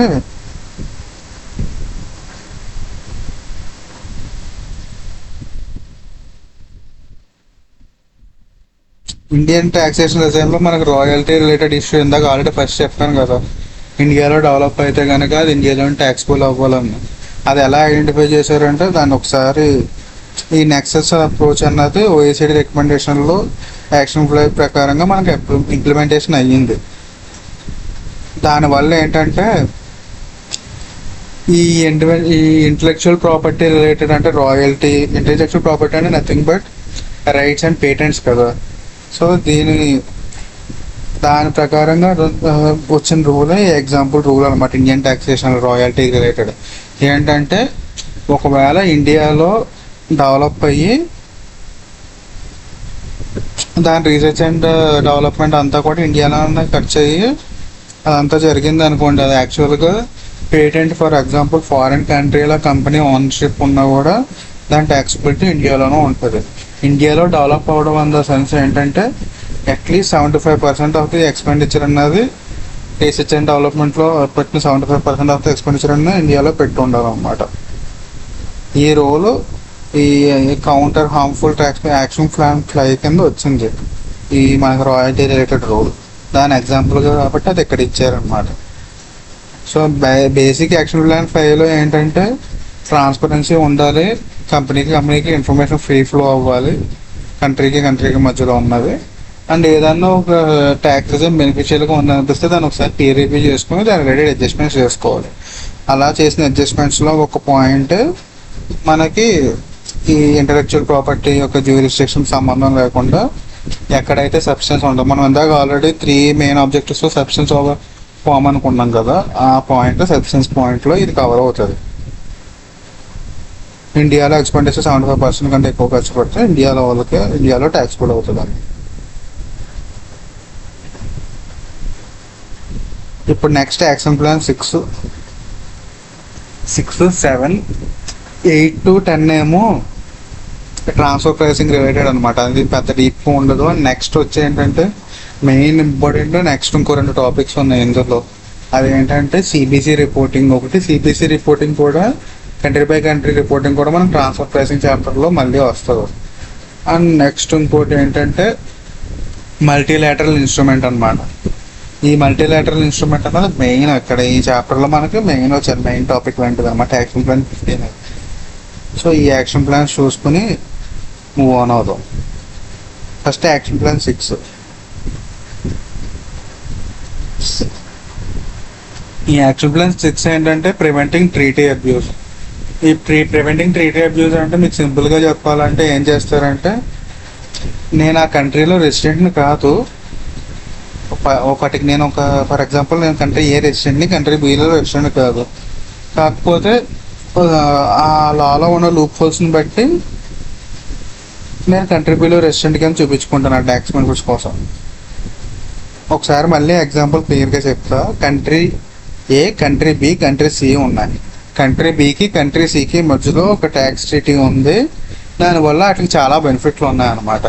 కంట్రీ ఏ నేను ఏం చేస్తానంటే ఒక చిన్న బ్రాంచ్ ఆఫీస్ పెడతా, ఏ యాక్టివిటీ ఉండదు, కంట్రీ బిలో పెడతా, only for the purpose of ఆ ట్యాక్స్ ట్రీటీ బెనిఫిట్లు పొందడానికి అనమాట. నేనేంటంటే ఇన్స్టెడ్ ఆఫ్ నాకు కంట్రీ సి నుంచి పర్చేస్ చేయాలనుకోండి, నేను ఒక 1 lakh వర్త్ గూడ్స్ కంట్రీ ఏలోకి, నా కంట్రీ ఏకి 1,20,000 అయితే దానికి కంట్రీ బిలో నేను రిజిస్టర్ అవ్వడం వల్ల నాకు అది 1 lakh దొరికేస్తుంది అనమాట. ఇలా ఈ అబ్యూస్ అన్నది అవ్వకుండా ఉండడం కోసం ఇంప్లిమెంట్ చేసింది ఈ యాక్షన్ ప్లాన్ 6 అన్నది.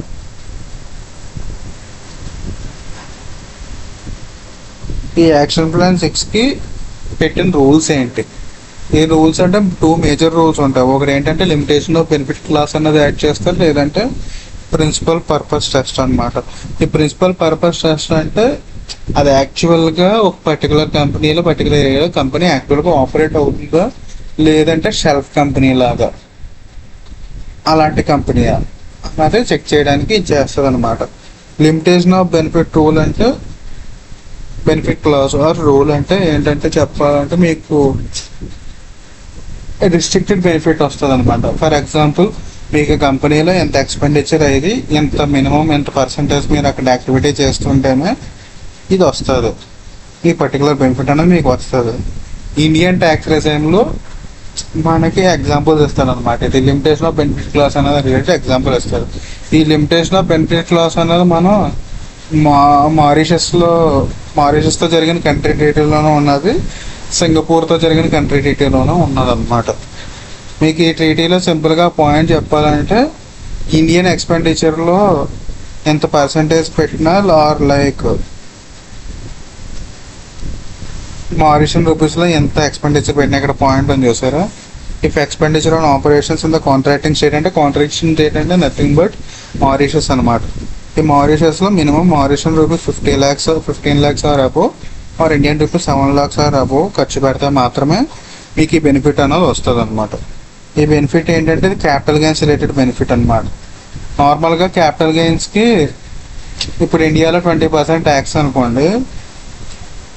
ఆ ట్యాక్స్లో ఈ అది ఏప్రిల్ 2017 నుంచి 2019 మధ్యలో జరిగిన క్యాపిటల్ గెయిన్స్ రిలేటెడ్ ట్రాన్సాక్షన్స్ మీద మారిషస్ రిలేటెడ్ ఉంటాయి కనుక అక్కడ మీకు 10% క్యాపిటల్ గెయిన్ అనేది జరుగుతుంది. అది సింపుల్గా ఈ ప్రోవిజన్స్ యొక్క మెయిన్ ఇంటెన్షన్ అనమాట. ఇక్కడ క్లియర్గా చూస్తే should not exceed 50% of applicable tax rate in India ఉంది. అప్లికబుల్ ట్యాక్స్ రేట్ ఇండియా అంటే మనకి లాంగ్ టర్మ్ క్యాపిటల్ గెయిన్ 20% వేసుకుంటే 10% అప్లికబిలిటీ ఉంటుంది అనమాట. సో ఫస్ట్ డైరెక్ట్ ప్రొవిజన్ ఏంటన్నది పెట్టాడు. ఏలియేషన్ ఆఫ్ షేర్స్ అంటే nothing but transfer of shares అండి. ఓకే,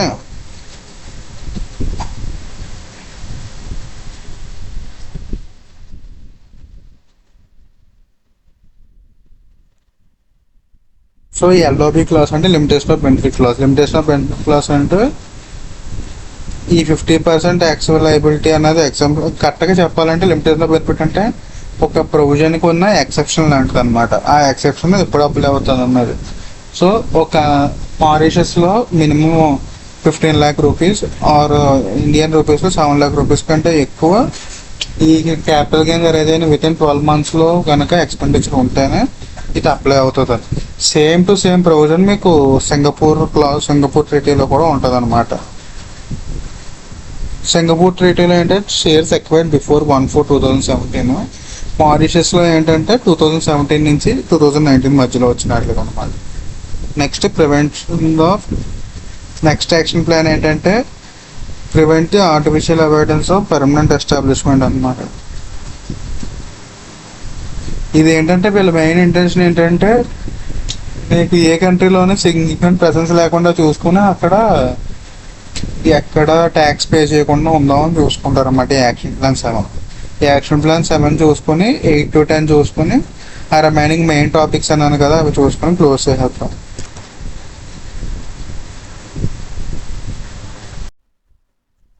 సో ఈ యాక్షన్ ప్లాన్ 7లో ఏంటంటే డైరెక్ట్గా వేరే కంట్రీస్లో పిఈ లేకుండా చూసుకుంటారు అనమాట. ఈ పిఈ లేకుండా చూసుకోవడానికి మెయిన్ వాళ్ళకున్న ఛాన్స్ ఏంటంటే కమిషనర్ అగ్రిమెంట్. ఈ కమిషనర్ అగ్రిమెంట్ ఏంటంటే ఇప్పుడు ఇండియన్ గవర్నమెంట్ వచ్చి ఫారిన్ గవర్నమెంట్ ఆర్ ఫారిన్ కంపెనీలో కొన్ని ఆటగా ఫర్ ఎగ్జాంపుల్ మొబైల్స్ అనో ల్యాప్టాప్స్ అనో లేదంటే ఏదైనా ఫ్రూట్స్ ఆర్ వెజిటేబుల్స్ అనో ఏదైనా గూడ్స్ తీసుకొచ్చి ఇండియన్ గవర్నమెంట్ ఇండియాలో అమ్ముతుంది అనమాట. కాకపోతే ఆ గూడ్స్ యొక్క అల్టిమేట్ ఓనర్ వచ్చి ఫారిన్ కంపెనీ. సో దీనివల్ల ఏమవుతుంది, గూడ్స్ ఇండియాలో సేల్ అవుతున్నాయి బట్ ఇండియాకి ఆ ఫారిన్ కంపెనీకి ఏ లింకు లేకుండా పోతుంది అనమాట. ఈ కమిషనర్ అగ్రిమెంట్ వల్లే చాలా ఈ పిఈ ఇష్యూస్ అనేది అరైజ్ అవుతుంది. దానికోసం ఏం చేశారంటే ఈ యాంటీ ఫ్రాగ్మెంటేషన్ రూల్ అనేది అడాప్ట్ చేయమని ఇది ఒక రికమెండేషన్ అనమాట. ఈ యాంటీ ఫ్రాగ్మెంటేషన్ రూల్ అంటే ఏంటంటే ఒక కంపెనీకి ఉన్న సేల్స్ మొత్తం ఇంటర్నేషనల్కి ఎంత సేల్స్ ఉందో అంతా యాడ్ చేసి దాని రిలేటెడ్ ఎకనామిక్ యాక్టివిటీ ఎక్కడి నుంచి జనరేట్ అవుతుందో చూసి దాన్ని ప్రపోర్షనేట్గా స్ప్రెడ్ చేయడం అనమాట. సింపుల్గా చెప్పాలంటే మెయిన్గా వెళ్ళుకున్నది.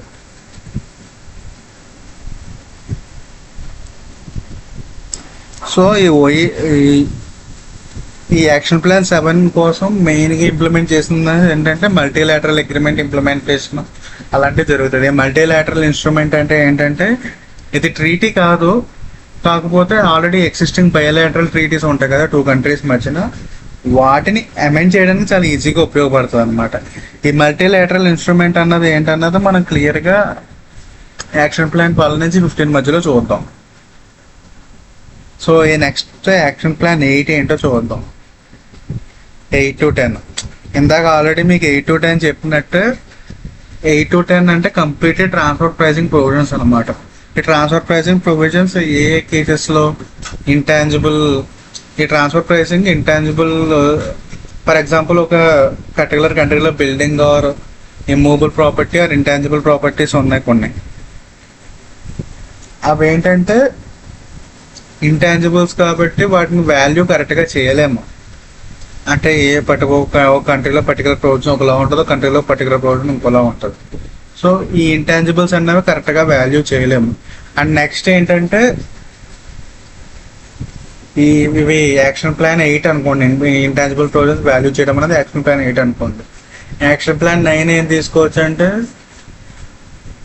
వీళ్ళు ఏవైతే ఫారిన్ కంట్రీస్ కంట్రోల్ ట్రాన్సాక్షన్స్ ఉంటాయో, అంటే అసోసియేటెడ్ ఎంటర్ప్రైజెస్ చేసే ట్రాన్సాక్షన్స్ అనమాట. ఈ కంట్రోల్ ట్రాన్సాక్షన్స్ ఉంటాయో అవి ఏంటంటే ట్యాక్స్ అవాయిడ్ చేసే టైప్లో ఫ్రేమ్ అయి ఉంటాయి అన్నమాట. సో అలాంటి ట్రాన్సాక్షన్స్ అప్పుడు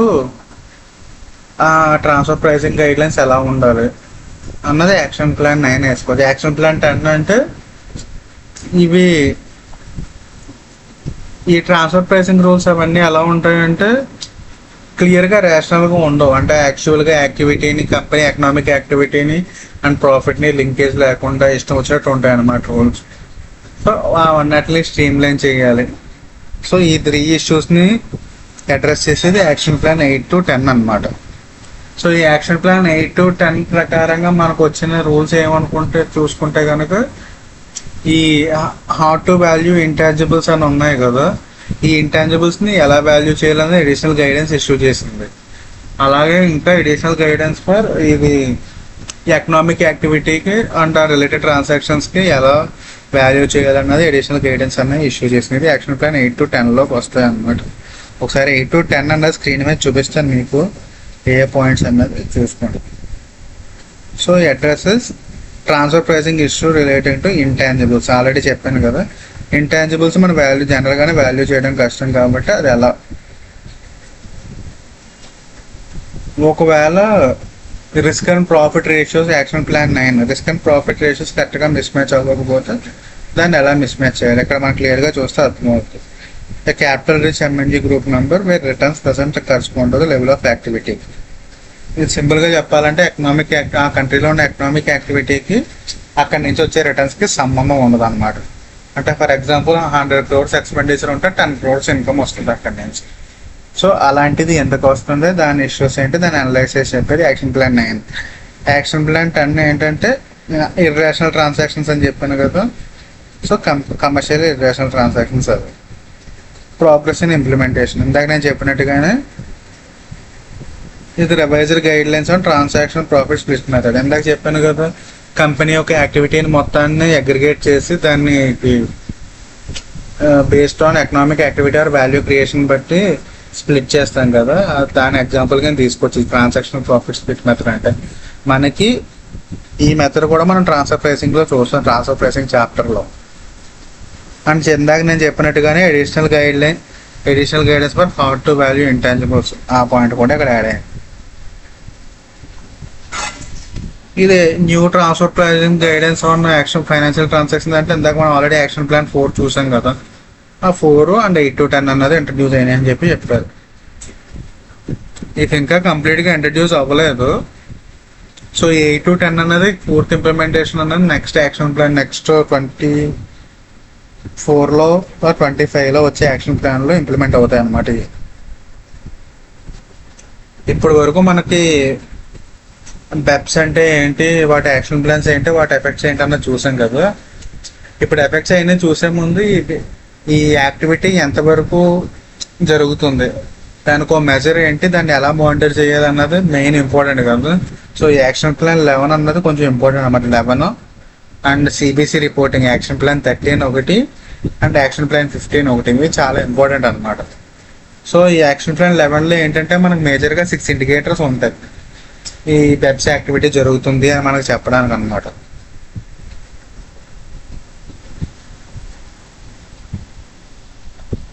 సో ఇవే ఆ 6 యాక్టివిటీస్.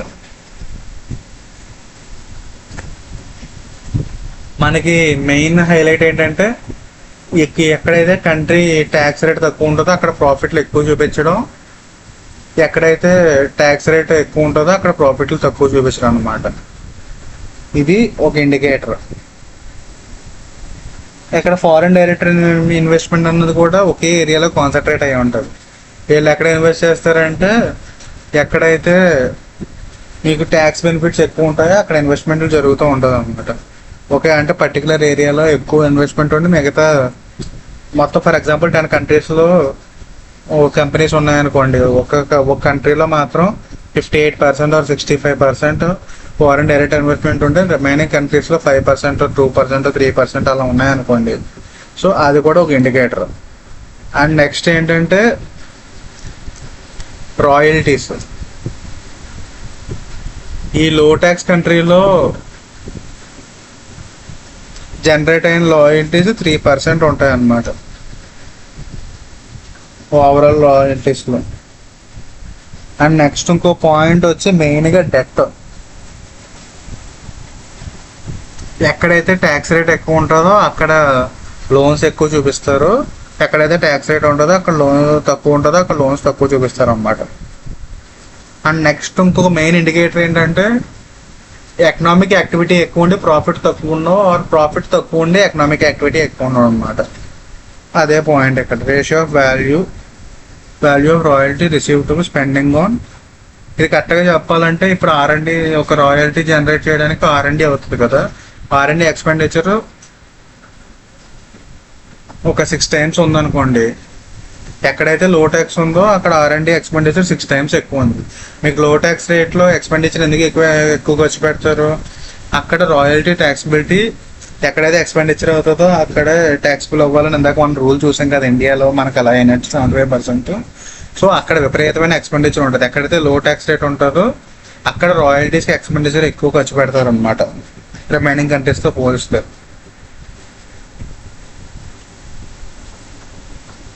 అండ్ ఈ ఎక్స్పెండిచర్ అన్నది ఇదివరకు 2009తో పోలిస్తే రీసెంట్గా చాలా ఎక్కువ పెరిగింది అనమాట.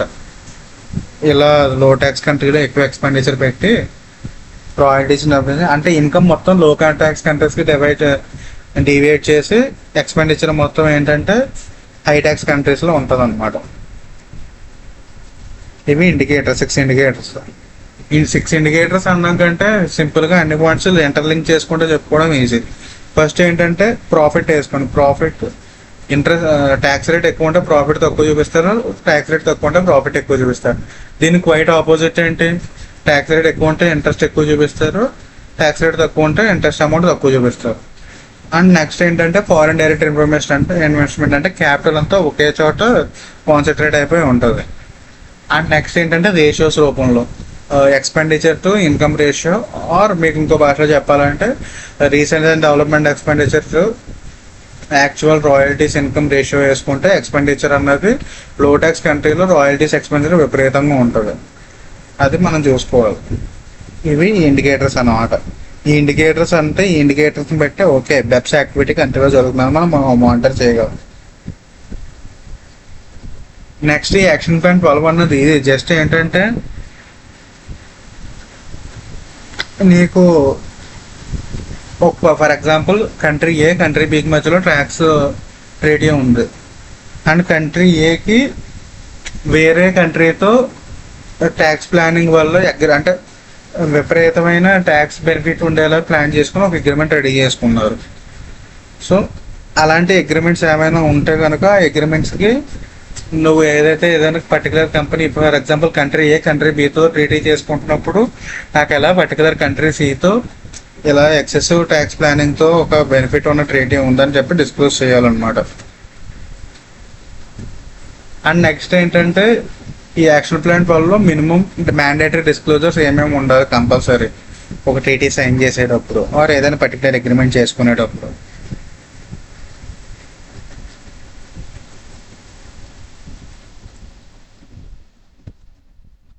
CBC reporting. ఈ యాక్షన్ ప్లాన్ 13 చెప్పాను కదా, ఈ సిబిసి రిపోర్టింగ్ అన్నది మనకు ఆల్రెడీ ట్రాన్స్ఫర్ ప్రైసింగ్లో కూడా వస్తుంది. సో ఇది కొంచెం ఇంపార్టెంట్ టాపిక్, కొంచెం జాగ్రత్తగానండి. ఇది మనకి ఇంటర్నేషనల్ ట్యాక్సేషన్ మెయిన్ ఇష్యూ వచ్చేది ఏంటంటే కంపెనీస్ అన్నది డేటా కరెక్ట్గా రిపోర్ట్ చేయదు. ఏ కంపెనీ అంటే పర్టికులర్ కంపెనీలో ఒక ఫర్ ఎగ్జాంపుల్ ఈ కంట్రీ బై కంట్రీ రిపోర్టింగ్ అనేది కొంత టైం లేదనుకోండి. నేను కంట్రీ ఏలో ఉంటా, కంట్రీ ఏలో నా రెవెన్యూ 100 crores అని చూపించుకున్నా. కంట్రీ బిలో నా రెవెన్యూ యాక్చువల్గా కంట్రీ బిలో 100 crores ఉన్నా నా రెవెన్యూ 40 crores అనే చూపించుకుని కంట్రీ బిలో నేను ఎక్కువ ట్యాక్స్ ఉంది కాబట్టి 40 crores చూపించాను. ఇక్కడ కంట్రీ ఏలో నాకు యాక్చువల్ ఇన్కమ్ వచ్చి 40 crores అనమాట. కాకపోతే ఇక్కడ ట్యాక్స్ తక్కువ ఉంది కాబట్టి ఇక్కడ 100 crores అని చూపించాను. ఈ 100 crores ఏంటంటే 60 crores నాకు ఫారెన్ నుంచి ఇన్కమ్ వచ్చింది ఎంత అని చూపిస్తారు. అక్కడ ఫారెన్లో ఏమో యాక్చువల్గా నాకు 40 crores ఇన్కమ్ ఉందన్నమాట. యాక్చువల్గా ఫారెన్ బుక్స్లో మనం చూపించింది 40 crores. మన ఇండియన్ బుక్స్లోనేమో 100 crores అని చూపించాం. దీనివల్ల ఏంటి డేటా మిస్ మ్యాచ్ అన్నీ జరుగుతున్నాయి కదా, ఇన్కమ్ కరెక్ట్గా రిపోర్ట్ అవ్వడం వల్ల. సో దీనికి ఏంటంటే అన్ని కంట్రీస్ ఓకే, నాకు ఒక 4 or 5 కంట్రీస్లో నాకు ఈ కంపెనీస్ ఉంటే, 2 or more కంట్రీస్లో నీ కంపెనీస్ ఉంటే ఓ మెయిన్ ఎంటిటీ నువ్వు నాకు ఈ రిపోర్ట్ ఇవ్వాలి.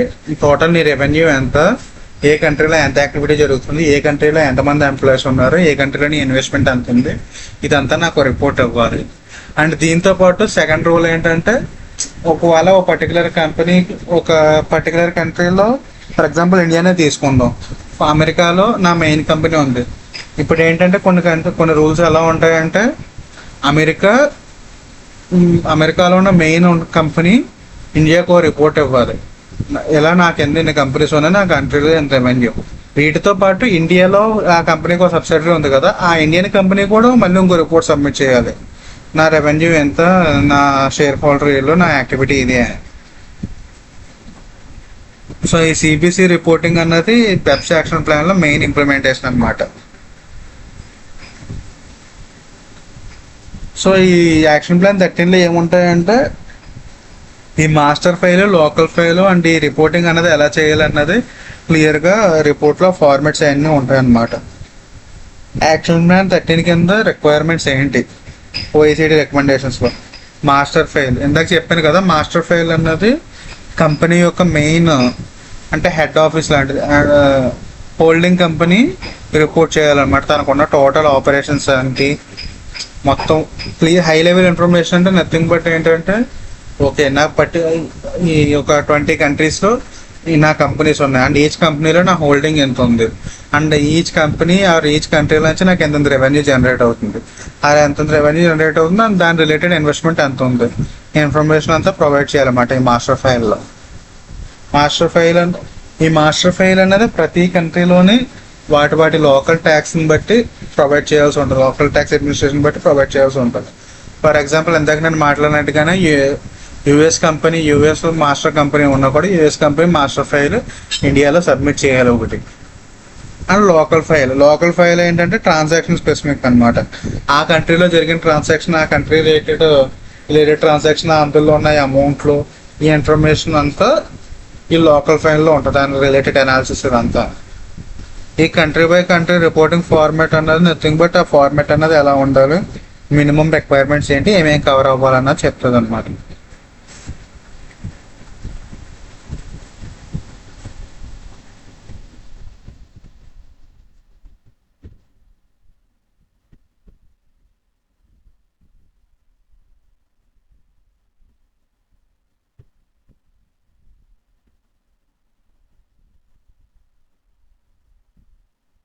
ఈ యాక్షన్ ప్లాన్ 14 అంత ఇంపార్టెంట్ కాదు.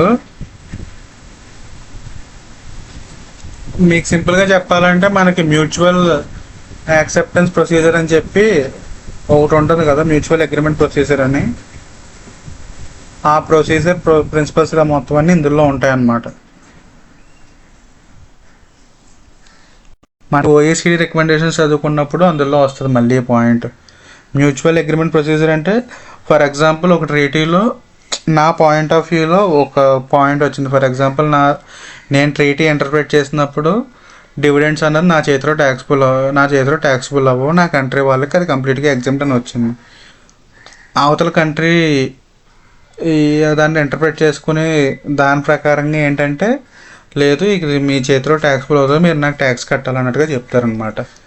సో వాళ్ళకి తేలినప్పుడు ఏంటంటే వాళ్ళిద్దరూ ఒక అగ్రిమెంట్ వేసుకుని ఈ పర్టికులర్ ప్రొసీజర్లో అది రిజాల్వ్ చేసుకుంటాం అన్నట్టుగా ఒక అగ్రిమెంట్ ఉంటుంది. దాన్ని మ్యూచువల్ అగ్రిమెంట్ ప్రొసీజర్ అంటారు. సో ఈ యాక్షన్ ప్లాన్ 14 అదే మ్యూచువల్ అగ్రిమెంట్కి అన్ని కంట్రీస్ అవైలబిలిటీ ఉంటుంది, దాని ఇన్ఫర్మేషన్ ఉండాలి అండ్ ఆ రెజల్యూషన్ అనేది ఎలా జరగాలన్నది చూస్తుంది. ఇందాక చెప్పాను కదా మల్టీలాటరల్ ఇన్స్ట్రుమెంట్ అన్నది ఇంపార్టెంట్ అని. యాక్షన్ ప్లాన్ 15లోనే మల్టీలాటరల్ ఇన్స్ట్రుమెంట్ అన్న దాని గురించి క్లియర్గా ఉంటుంది. సో మల్టీలాటరల్ ఇన్స్ట్రుమెంట్ గురించి మీకు బ్రీఫ్గా చెప్పాలంటే జనరల్గా మనకి ప్రతి కంట్రీకి ఒక ట్యాక్స్ ట్రీటీ ఉంటాయి. ఈచ్ కంట్రీకి అన్ని కంట్రీస్లో డిఫరెంట్ ట్యాక్స్ ట్రీటీస్ ఉంటాయి. ఇప్పుడు అన్ని ట్రీటీస్ని ఈచ్ ట్రీటీని మోడిఫై చేయలేరు కదా ఏదైనా కొత్త రూల్స్ వచ్చినప్పుడల్లా. సో అలా ప్రతిదీ మోడిఫై చేయడం బదులు ఒక ఇన్స్ట్రుమెంట్ లాగా దానికి ఏంటంటే మీకు ఎడిషన్ ఆర్ అనెక్షన్ అనుకోవచ్చు. మెయిన్ అగ్రిమెంట్కి సప్లిమెంటరీ మెటీరియల్ లాగా అనమాట మల్టీలాటరల్ ఇన్స్ట్రుమెంట్ అన్నది. సో ఈ మల్టీలాటరల్ ఇన్స్ట్రుమెంట్కి సపరేట్గా ఒక ట్రీటీ స్టేటస్ ఉండదు, కాకపోతే దాన్ని ట్రీటీలోనే ట్రీట్ చేయొచ్చు. ఈ మల్టీలాటరల్ ఇన్స్ట్రుమెంట్ ఏం చేస్తుందంటే ఫర్ ఎగ్జాంపుల్ ఇండియాకి యూఎస్కి ఒక పర్టికులర్ ట్రీటీలో డివిడెండ్ గురించి ఏదో ప్రొవిజన్ మార్చాలనో లేదంటే ఈ పర్టికులర్ ప్రొవిజన్లో ఎలా ఒకవేళ ఒపీనియన్స్ కోయిన్సైడ్ అయ్యారు కొలైడ్ అయ్యి అపోజ్ అయితే ఆ సిచ్యువేషన్లో ఏది పై చేయి వస్తుంది or okay particular issue resolve అవ్వట్లేదంటే దానికి సొల్యూషన్ ఇలా డిఫరెంట్ పాయింట్స్ అన్నీ మల్టీలాటరల్ ఇన్స్ట్రుమెంట్లో పెట్టుకోవచ్చు అనమాట. ఓ రకంగా చెప్పాలంటే ఈ మల్టీలాటరల్ ఇన్స్ట్రుమెంట్ అన్నది ఈ ఎన్ని ట్యాక్స్ ట్రీటీస్ ఉన్నాయో అన్ని ట్యాక్స్ ట్రీటీస్ని అమెండ్ చేయడానికి ఫ్రీగా ఉపయోగపడుతుంది. కంప్లీట్ అమెండ్మెంట్ అవసరం లేకుండా ఓకే నాకు పర్టికులర్ ఇష్యూ ఉన్నప్పుడు ఇది నేను అమెండ్ చేసుకుంటే దీని ప్రకారంగా ఫాలో అవుతా అని చెప్పుకోవడం లాంటిది యాక్షన్ ప్లాన్ 15 అంటే. సో రిమైనింగ్ ఏంటో ఒకసారి చూద్దాం. ఇది ఇందాక ఆల్రెడీ చెప్పాను కదా హండ్రెడ్స్ ఆఫ్ కంట్రీస్ అన్నీ అందులో ఉన్నాయి. So each and every bilateral tax ట్రీటీని మనకి అమెండ్ చేయడం అన్నది కష్టం. దానివల్ల ఈ మల్టీలాటరల్ ఇన్స్ట్రుమెంట్ అన్నది ఇంట్రడ్యూస్ అయింది. సో దాని ఫీచర్స్ ఏంటి, దానికి ఉన్న రిమైనింగ్ బెనిఫిట్స్ ఏంటి, ఎలా అప్లై అవుతాయి అన్నీ చూద్దాం ఒకసారి.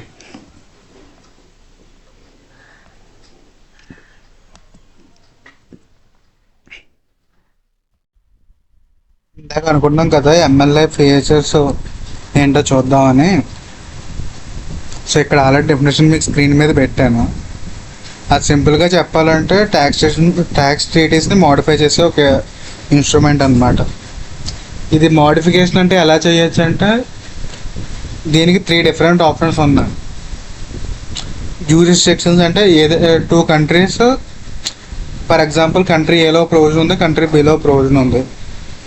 ఆ రెండు ఓకే నేను కంట్రీ బి ప్రొవిజన్ నాకు ఓకే అని చెప్పి ఈ 2 కంట్రీస్ అగ్రీ అనుకుంటా అలా అమెండ్ చేసే ఛాన్స్ ఉంది ఎమ్మెల్యే. అలా కాదు, నీకు ఈ ఎమ్మెల్యేలోనే ఒక కొత్త ప్రొవిజన్ క్రియేట్ చేసుకోవచ్చు. నీకు కంట్రీ ఏలో ప్రొవిజన్ కంట్రీ బిలో ప్రొవిజన్ నాకు నచ్చలేదు, సో ఈ పర్టికులర్ ఇన్స్టెన్స్లో నేను ఈ కొత్త ప్రొవిజన్ ఫాలో అవుతా. ఈ కొత్త ప్రొవిజన్ ఏంటంటే మీ మల్టీలాటరల్ ఇన్స్ట్రుమెంట్లో ఉంటుంది అనమాట ఆ ప్రొవిజన్ ఏంటన్నది. అండ్ నెక్స్ట్ ఏంటంటే ఇందులో రిజర్వేషన్ క్లాస్ అని ఒకటి ఉంటుంది. దీని ప్రకారంగా ఏంటంటే కంట్రీ ఏ నాకు కంట్రీ బి ఈ ప్రొవిజన్ నేను అప్లై చేసుకోను, నాకు నా ప్రొవిజన్ అప్లై చేసుకుంటాను అనే అధికారం కూడా ఉంటుంది. ఇలా డిఫరెంట్ పాయింట్స్లో దానికి కావాల్సిన అమెండ్మెంట్స్ అన్నవి చేయగలదు అనమాట ఈ ఎమ్మెల్యే అన్నది. సో ఈ ఎమ్మెల్యే అన్నది అప్లికబిలిటీ ఏంటి, దీని ప్రొసీజర్ ఏంటి, అది అసలు అలా వ్యాలిడ్ అవుతుంది అన్నది చూద్దాం ఒకసారి. మీకు ఈ ఎమ్మెల్యే అన్నది అప్లికబిలిటీ అవ్వాలంటే ఫస్ట్ ఫర్ ఎగ్జాంపుల్ ఏదో ఒక DTAA తీసుకుందాం. మీ ఎమ్మెల్యే అప్లికబిలిటీ చెక్ చేసుకునే ముందు కవర్ ట్యాక్స్ అగ్రిమెంట్ అంటే ఏంటో చూద్దాం. ఈ కవర్ ట్యాక్స్ అగ్రిమెంట్ అంటే నథింగ్ బట్ ఏంటంటే మనం DTAA చూస్తాం కదా, మనం రిటర్న్స్ అయ్యి ఫైల్ చేసుకునేటప్పుడు DTAA అగ్రిమెంట్లో ఆర్టికల్స్ని బట్టి ఇంట్రెస్ట్ రేట్ అంతా ఇవన్నీ చెక్ చేస్తాం కదా, అందులోనే ఒక 2 కంట్రీస్కి మధ్యలో ఉన్న డిటిడబ్ల్యూని ఈ ఓఈసీడీ రికమెండేషన్స్లో ఓఈసీడీ కాన్ఫరెన్స్ జరుగుతుంది కదా, అక్కడ ఓకే నాకు ఈ యుఎస్కి మధ్యన ఒక డిటిడబ్ల్యూ ఉంది, ఈ డిటిడబ్ల్యూని నేను కవర్ ట్యాక్స్ అగ్రిమెంట్ కింద కన్సిడర్ చేస్తున్నాను అని చెప్పి ఈ ఎంఎల్ఏ డిపాజిట్ నోట్ అని చెప్పి ఒకటి ఉంటుంది అనమాట. ఆ ఎంఎల్ఏ డిపాజిట్ నోట్లో ఈ డిటిడబ్ల్యూ అగ్రిమెంట్ని నోటిఫై చేయాలి. అలా నోటిఫై చేస్తే అది కవర్ ట్యాక్స్ అగ్రిమెంట్ కింద మారుతుంది అనమాట. అప్పుడు ఒకసారి అలా నోటిఫై చేస్తేనే ఈ ఎంఎల్ఏ ప్రొవిజన్స్ అన్నది అప్లై అవుతుంది. ఇప్పుడు ఒక ఎగ్జాంపుల్ సినారియో తీసుకుందాం. ఆస్ట్రేలియా తీసుకోండి. ఫర్ ఎగ్జాంపుల్ ఇండియాగా ఆస్ట్రేలియాకి డిటిడబ్ల్యూ ఉంది. ఇండియా నాకు ఈ డిటిడబ్ల్యూ ఉందని ఓఈసీడీ రికమెండేషన్స్లో ఓఈసీడీ కౌన్సిల్లో ఎంఎల్ఏ డిపాజిట్ నోట్లో మెన్షన్ చేసింది. అండ్ నెక్స్ట్ ఆస్ట్రేలియా చేయలేదు. ఈ కేసులో ఏమవుతుందంటే దానికి ఎంఎల్ఏ ప్రొవిజన్స్ అప్లై అవ్వదు, అంటే మల్టీలాటరల్ ఇన్స్ట్రుమెంట్ అది యూజ్ చేసుకోలేదు అనమాట. అలా కాకుండా 2 కంట్రీస్ డిపాజిట్ చేసినాయి ఈ ఓఈసీడీ దగ్గర. ఇది ఎంఎల్ఏ డిపాజిట్ నోట్లో మాకు ఇండియాకి డిటిడబ్ల్యూ అగ్రిమెంట్ ఉంది, అగ్రిమెంట్ ఎంఎల్ఏ ప్రొవిజన్స్ కవర్ చేయమని అడగడం అనమాట. సో ఆ ప్రొవిజన్స్ ఇక్కడ ఉంటాయి, ఒకసారి చూస్తే. Why the need for MLI అంటే ఆల్రెడీ మనం డిస్కస్ చేసుకున్నాం కదా. ఆల్రెడీ ప్రపంచం మొత్తంలో 3000 బయలాటరల్ ట్రీటీస్ కంటే ఎక్కువ ఉన్నాయి. అవన్నీ మనం ఒకేసారి మార్చడానికి చేంజెస్ చేయడానికి అవ్వదు, ఎందుకంటే ఈచ్ కంట్రీకి దాని respective tax regimes or government provisions వల్ల రకరకాలుగా అడ్జస్ట్మెంట్లు చేయాల్సి ఉంటుంది. అది ఏదైనా ట్యాక్స్ లాస్ అవన్నీ అమెండ్ చేయాలంటే అన్నట్లకి ఫ్లెక్సిబుల్గా అమెండ్ చేసుకుని ఫ్రీగా అమెండ్ చేయడానికి ఒక మెకానిజం ఉండదు కదా, ఆ మెకానిజమే ఎంఎల్ఐ అన్నది. సో దాన్నే బ్రీఫ్గా క్లియర్గా ఎక్స్ప్లెయిన్ చేస్తారనమాట ఇక్కడ.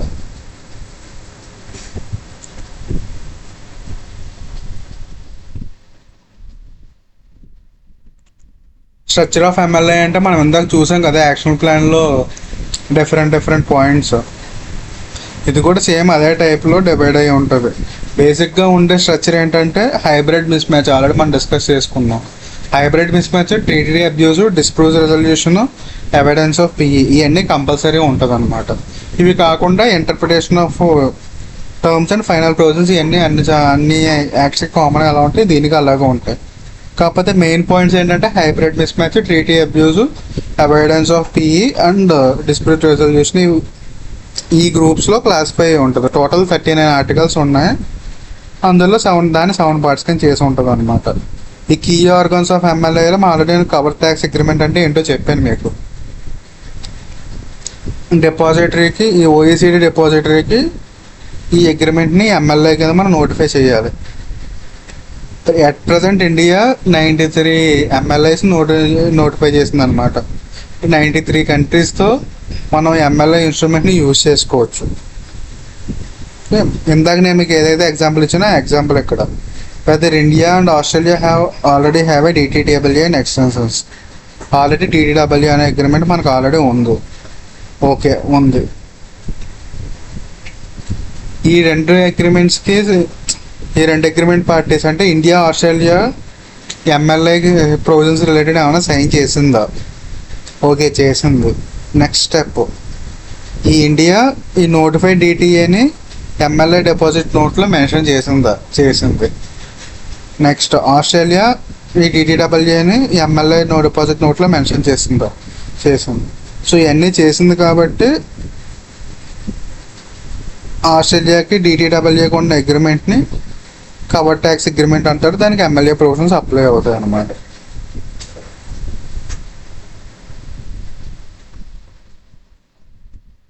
ఇప్పుడు ఈ ఎంఎల్ఏ అగ్రిమెంట్లో కొన్ని క్లాజెస్ ఉంటాయి. కంపాటబిలిటీ క్లాస్ అని, రిజర్వేషన్ క్లాస్ అని, డిఫరెంట్ క్లాజెస్ ఉంటాయి. సో కంపాటబిలిటీ క్లాస్ అంటే నీకు డిటిడబ్ల్యూకి ఎంఎల్ఐకి మధ్యలో ఉన్న కాంపాటబిలిటీ క్లాస్ సింపుల్గా చెప్పాలంటే, ఫర్ ఎగ్జాంపుల్ డిటిడబ్ల్యూ అనేది మనకి మెయిన్ అగ్రిమెంట్. ఎమ్మెల్యే అన్నది సపరేట్గా ఎగ్జిస్ట్ అవ్వదు కదా. ఇందాక మనం మాట్లాడుకున్నట్టే డిటిడబ్ల్యూతో పాటే ఎమ్మెల్యే అనేది ఎగ్జిస్ట్ అవ్వదు, అది సపరేట్గా ఎగ్జిస్టెన్స్ ఉండదు. So DTW provisions MLA provisions collide అవ్వకుండా చూడడానికి డిఫరెంట్ క్లాసెస్ ఉంటాయి అన్నమాట, కంపాటబిలిటీ క్లాసెస్. ఈ కంపాటబిలిటీ క్లాసెస్ మొత్తం 4 క్లాసెస్ ఉంటాయి. In place of, in absence of అని ఉంటుంది. ఇన్ ప్లేస్ ఆఫ్ అంటే ఓకే, ఒకవేళ కంట్రీ ఎమ్మెల్యే అగ్రిమెంట్ కనుక సైన్ చేసి ఉంటే నార్మల్ డిటిఏ ప్రొవిజన్ ప్రకారం నాకు కంట్రీ ఏదో 10% డివిడెండ్ ట్యాక్స్ పే చేయాలని ఉంటే, ఈ ఎమ్మెల్యే అగ్రిమెంట్ మీకు ప్లేస్లో ఆల్రెడీ ఎమ్మెల్యే అగ్రిమెంట్ సైన్ చేశాం కాబట్టి ఆ ప్రొవిజన్ ప్రకారం in place of the dividend provision నేను 5% ట్యాక్స్ పే చేస్తే చాలని రాసుకుంటాం. సో ఇన్ ప్లేస్ ఆఫ్ అని ఉన్న క్లాసు 5% అప్లై అవుతుంది. అలా కాదు, ఇన్ ఆప్షన్స్ ఆఫ్ అంటే ఈ డిటిడబ్ల్యూఏలో దాని రిలేటెడ్ ప్రొవిజన్ ఏమి ఉండదు అనమాట. ఆ కేసులో ఈ ప్రొవిజన్స్ ఏంటన్నా డిస్కస్ చేస్తాం. నెక్స్ట్ ఏంటంటే అప్లైస్ టు ఆర్ మోడిఫైస్. ఇదేంటంటే ఆల్రెడీ ఎగ్జిస్టింగ్ ప్రొవిజన్లోనే సబ్జెక్టివ్ కండిషన్స్ని పెడతారు. Subjective conditions in the sense ఏంటంటే ఇప్పుడు ఇదివరకు అందరికీ ఒక 1 lakh ఎగ్జామ్షన్ ఉందని పెట్టారనుకోండి, ఇప్పుడు ఏంటంటే అందరికీ 1 lakh ఎగ్జామ్షన్ వస్తుంది ప్రొవైడెడ్ వాళ్ళ ఏజ్ 25 కంటే అబవ్ ఉండాలి. ఇది ఎగ్జాంపుల్ మాత్రమే. ఆ టైప్లో ప్రొవిజన్ అనేది మోడిఫై అవుతుంది అనమాట.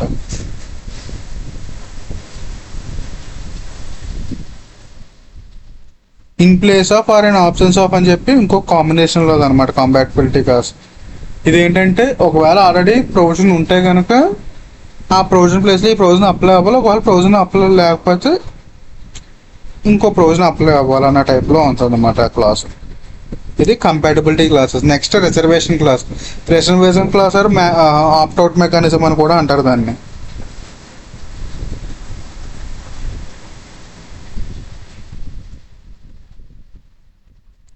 ఇందులో ఏంటంటే నేను నీతో అగ్రిమెంట్ సైన్ చేయడానికి అంతా ఓకే నాకు, కాకపోతే ఈ పర్టికులర్ ప్రొవిజన్ మాత్రం నేను అప్లై చేయను అని చెప్పి ముందే క్లియర్గా పెట్టేసుకుంటాం అనమాట.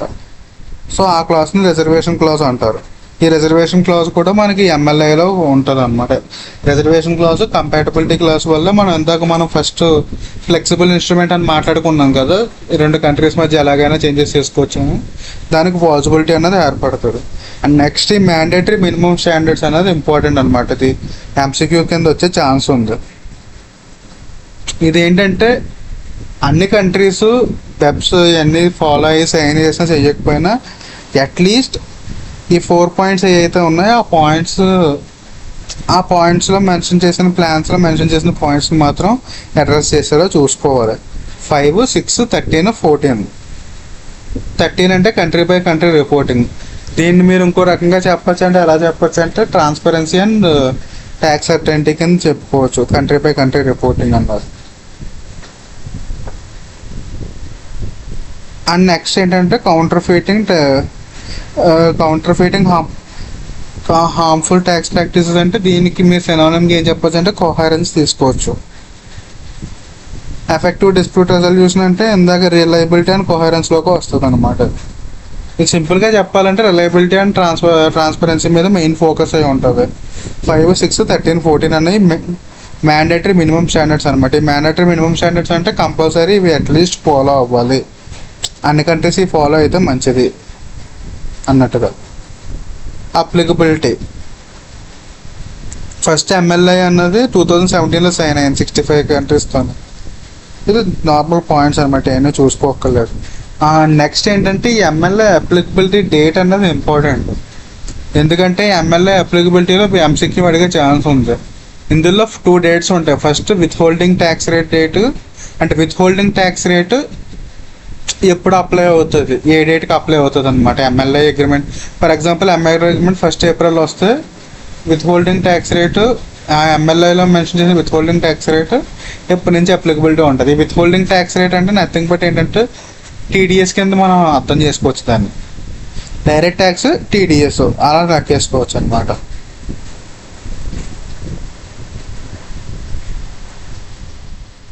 దీన్ని ఎమ్మెల్యే అప్లికబిలిటీ ఏంటంటే ఒక్కసారి సైన్ చేసి మొత్తం మనకి ఇంటర్నల్గా ఇది ఓఈసీడీ డిపాజిట్ సబ్మిట్ చేసిన తర్వాత వితిన్ 3 months లోపు అది అప్లికబిలిటీలోకి వస్తుంది అనమాట. ఇక్కడ క్లియర్గా మెన్షన్ చేసాను చూడండి. on the first day of the month following the expiry of 3 calendar months beginning on the date of the subsequent deposit. సింపుల్గా చెప్పాలంటే ఫర్ ఎగ్జాంపుల్ నేను ఫస్ట్ ఏప్రిల్ డిపాజిట్ చేశాను అనుకోండి ఓఏసీడీతో ఈ ఎంఎల్ఐ అగ్రిమెంట్ సైన్ చేసి అది నాకు ఫస్ట్ జూలై కల్లా అప్లికబిలిటీ అయిపోద్ది అనమాట. So effective date withholding ట్యాక్సెస్కి ఏమో ఫర్ ఎగ్జాంపుల్ ఫస్ట్ ఏప్రిల్ 2024 నేను ఎంఎల్ఐ సైన్ చేస్తే ఫస్ట్ ఏప్రిల్ 2025 నుంచి ఈ ఎంఎల్ఐలో ఉన్న టీడీఎస్ రేట్ అనేది అప్లికబిలిటీ అవుతుంది. అలా కాకుండా నార్మల్ ట్యాక్స్ రేట్ అంటే ఫస్ట్ ఏప్రిల్ నేను సబ్మిట్ చేస్తే ఫస్ట్ అక్టోబర్ నుంచి ఇది ఏదైతే ఎంఎల్ఐలో అగ్రిమెంట్లో ఏ ట్యాక్స్ రేట్స్ ఉన్నాయో అప్లికబిలిటీ అవుతాయి అన్నమాట.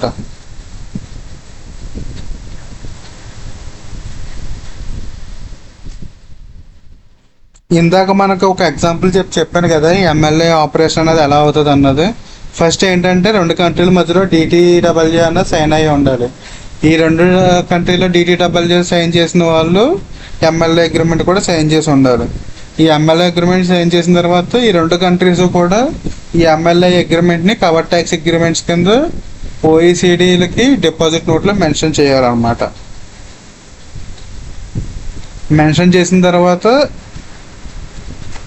ఇప్పుడు ఈ 2 వాటిలో డిటిడబ్ల్యూఎస్లో ఉన్న మెయిన్ ప్రొవిజన్స్ అవన్నీ చూసుకుని ఆ ప్రొవిజన్స్ని అనలైజ్ చేసి దానికి ఏమైనా చేంజెస్ ఆర్ రిక్వైర్మెంట్స్ ఉంటే కంపాటబిలిటీ క్లాస్ ఆర్ రిజర్వేషన్ క్లాస్ని యూటిలైజ్ చేసుకుని దాన్ని నెసరీ చేంజెస్ అనేవి చేయాలన్నమాట. అదే ఈ ఎంఎల్ఏ ఆపరేషన్. మేబీ ఈ చాప్టర్ మీకు కొంచెం పెద్దది అనిపించి ఉండొచ్చు, కాకపోతే ఒక్కసారి ఈ చాప్టర్ ఒకటి కొంచెం క్లారిటీ వచ్చేస్తే రిమైనింగ్ అన్నీ అంటే ఇంటర్నేషనల్ లాలో అట్లీస్ట్ ఒక 10 మార్క్స్ మనం సెక్యూర్ చేసుకోవచ్చు అనమాట. దీని రిలేటెడ్ చాప్టర్స్ అన్నీ మనం లింక్ చేసుకుంటే ఈ transfer pricing non resident taxation చేసేస్తే రిమైనింగ్ అన్నీ ఇంటర్లింక్డ్ చాప్టర్స్. ఒక్కసారి బ్రీఫ్గా రివిజన్ చేసేస్తాను స్టార్టింగ్ నుంచి, అప్పుడు క్లోజ్ చేసేద్దాం. ఫస్ట్ బెప్స్ అంటే ఏంటంటే సింపుల్గా ట్యాక్స్ ఎవేషన్ చేయడానికి చూడడానికి బెప్స్ అని అనుకోవచ్చు అనమాట. ఇంటర్నేషనల్ ట్యాక్స్ ప్రొవిజన్స్ ఉపయోగించుకుని ఒక కంట్రీ నుంచి ఒక కంట్రీ ట్యాక్స్ ప్రొవిజన్స్ చేంజెస్ వల్ల ఆ గ్యాప్స్ని ఉపయోగించుకొని ట్యాక్స్ సేవ్ చేసుకుందాం అనుకోవడం. దీని ఎఫెక్ట్స్ ఏంటంటే డెవలపింగ్ కంట్రీస్కి ఏమో క్యాపిటల్ సరిగ్గా ఉండదు, ఇంటర్నేషనల్ కంపెనీస్కి ఏమో బాగా ఎక్కువ బెనిఫిట్లు ఉంటాయి, ఇండివిజువల్ ట్యాక్స్ పేయర్లు నష్టపోతూ ఉంటారు. సో దాన్ని అడ్రస్ చేయడానికి టోటల్గా 15 యాక్షన్ ప్లాన్స్ ఉన్నాయి. ఫస్ట్ యాక్షన్ ప్లాన్ ఏంటంటే డిజిటల్ ఎకానమీది. ఈ డిజిటల్ ఎకానమీ దాంట్లో మనకి ఓఈసీడీ చేసిన రికమెండేషన్ ఏంటంటే విర్చువల్ పీఈ ఉండేలా చూసుకోవాలో ఆర్ ఎగ్జిస్టింగ్ ప్రొవిజన్లో ఏంటంటే సిగ్నిఫికెంట్ ఎకనామిక్ ప్రెసెన్స్ ఉంటే దాని రిలేటెడ్గా ఒక పీఈ అన్నది క్రియేట్ చేసుకోవాలని చెప్పి రికమెండేషన్ ఇచ్చింది. ఆ రికమెండేషన్కి ఇండియన్ ప్రొవిజన్స్లో ఏంటి మనం ఆల్రెడీ మనకి ఈక్వలైజేషన్ లెవెల్ చాప్టర్లో సిగ్నిఫికెంట్ ఎకనామిక్ ప్రెసెన్స్ అంటే ఏంటో చూసాం. అందులో దాని ప్రకారంగా ఏంటి ఎన్ఆర్ఐ ఇండియాలో ఉన్న ఎవరికైనా ఏదైనా అమ్మితే 2 కోట్ల కంటే ఎక్కువ దాని విలువ ఉంటే అది సిగ్నిఫికెంట్ ఎకనామిక్ ప్రెసెన్స్ ఉన్నట్టు. అండ్ నెక్స్ట్ ఇంకోటి ఏంటంటే ఇండియాలో ఒక ఫారినర్ ఇండియాకి అడ్వర్టైజ్మెంట్లు అయ్యి వేస్తున్నాడు, వాడికి యూజర్ బేస్ వచ్చి 3 lakhs కంటే ఎక్కువ ఉన్నారు, అది కూడా సిగ్నిఫికెంట్ ఎకనామిక్ ప్రెసెన్స్లో వస్తుంది. నెక్స్ట్ పాయింట్ ఏంటంటే యాక్షన్ ప్లాన్ 2. యాక్షన్ ప్లాన్ 2 వచ్చేసి ఏంటంటే హైబ్రిడ్ మిస్ మ్యాచ్ అరేంజ్మెంట్స్. ఈ హైబ్రిడ్ మిస్ మ్యాచ్ అరేంజ్మెంట్స్ అంటే ఏంటంటే సేమ్ ప్రొవిజన్కి అంటే సేమ్ ఇన్కమ్కి 2 వేరు దేశాల్లో రకరకాలుగా ట్యాక్స్ పడుతుంది, ఆ 2 చోట్ల ట్యాక్స్ బెనిఫిట్ పొందుతాడు అనమాట సేమ్ ఇన్కమ్కి. ఆర్ లేదు ఇన్కమ్ లేకుండా డైరెక్ట్గా ఎక్స్పెండిచర్కి మాత్రం బెనిఫిట్ తీసుకుని ఇన్కమ్ మీద చూపించడం అనమాట. దీన్ని హైబ్రిడ్ మిస్ మ్యాచ్ అరేంజ్మెంట్ అంటారు. 2 దేశాల్లో సేమ్ ప్రొవిజన్కి రకరకాలుగా ట్యాక్స్ ఎలిజిబిలిటీ ఉండడం వల్ల. దానికి ఏంటంటే యాంటీ హైబ్రిడ్ రూల్స్ అని కొన్ని ఇంట్రడ్యూస్ చేస్తారు. అదేంటంటే ఏదైనా ఒక కంట్రీ మనకి ఇన్ఫర్మేషన్ ఫ్రీగా షేర్ చేయకపోతే ఆ కంట్రీకి ట్యాక్స్ అన్నది బెనిఫిట్ అనేది మనం ఇవ్వము అనమాట. అండ్ ఇంకోటి ఏంటంటే ఇది వీళ్ళు ఫారిన్ క్రెడిట్ అది ఇస్తూ ఉంటారు కదా ఇంటర్నేషనల్ వాటిల్లో, ఆ ఫారిన్ క్రెడిట్ అనేది వేరే అంటే యాక్చువల్ కంపెనీ ఎవరికైతే చేరాలో వాళ్ళకి కాకుండా ఆ ట్యాక్స్ ఇన్సూరెన్స్ అనేది ట్రాన్స్ఫర్ అయితే కనుక ఆ కేసెస్లో కూడా అది ఇవ్వము అనమాట. Next action plan 3. Action plan 3 ఏంటంటే controlled foreign corporation nothing but ఇప్పుడు ఫారిన్ కంపెనీలో అమెరికన్ కంపెనీలో ఇండియాకి 50% కంటే ఎక్కువ షేర్లు ఉన్నాయి. సో మేజర్గా దాని యాక్టివిటీ అంతా ఇండియాయే కంట్రోల్ చేస్తుంది కాబట్టి దాని ట్యాక్స్ ఇండియాలో తీసుకునేలా చూసుకోవాలన్నది యాక్షన్ ప్లాన్ 3 యొక్క మెయిన్ ఇంటెన్షన్ అనమాట. యాక్షన్ ప్లాన్ 4 ఏంటంటే ఇంట్రెస్ట్ అండ్ ఫైనాన్షియల్ రీపేమెంట్స్ లాంటివి. ఇది ఆల్రెడీ మనం చూసాము. ఎకనామిక్ యాక్టివిటీ దాని రిలేటెడ్ ఈ ఇంట్రెస్ట్ ఎక్స్పెండిచర్కి లింక్ చేసి ఎంతైతే ఎకనామిక్ యాక్టివిటీ ఉంటుందో అంత ఎక్స్పెండిచర్ వచ్చేలా చూసుకోమని చెప్తారు. దీనికి ఎగ్జాంపుల్ ఏంటంటే సెక్షన్ 94B మనకి ట్రాన్స్ఫర్ ప్రైసింగ్లో ఆల్రెడీ చూసింది. Interest paid in excess of 30% of EBIT అనేది డిజాల్వ్ అవుతుంది. ఆ డిజాల్వ్ అయ్యింది నెక్స్ట్ 80 yearsలో ఒకవేళ మీ లిమిట్స్లో విత్ ఇన్ లిమిట్స్లో ఉంటే కనుక దాన్ని రీక్లెయిమ్ చేసుకోవచ్చు. ఇది action plan 4. Next action plan 5కి వెళ్దాం.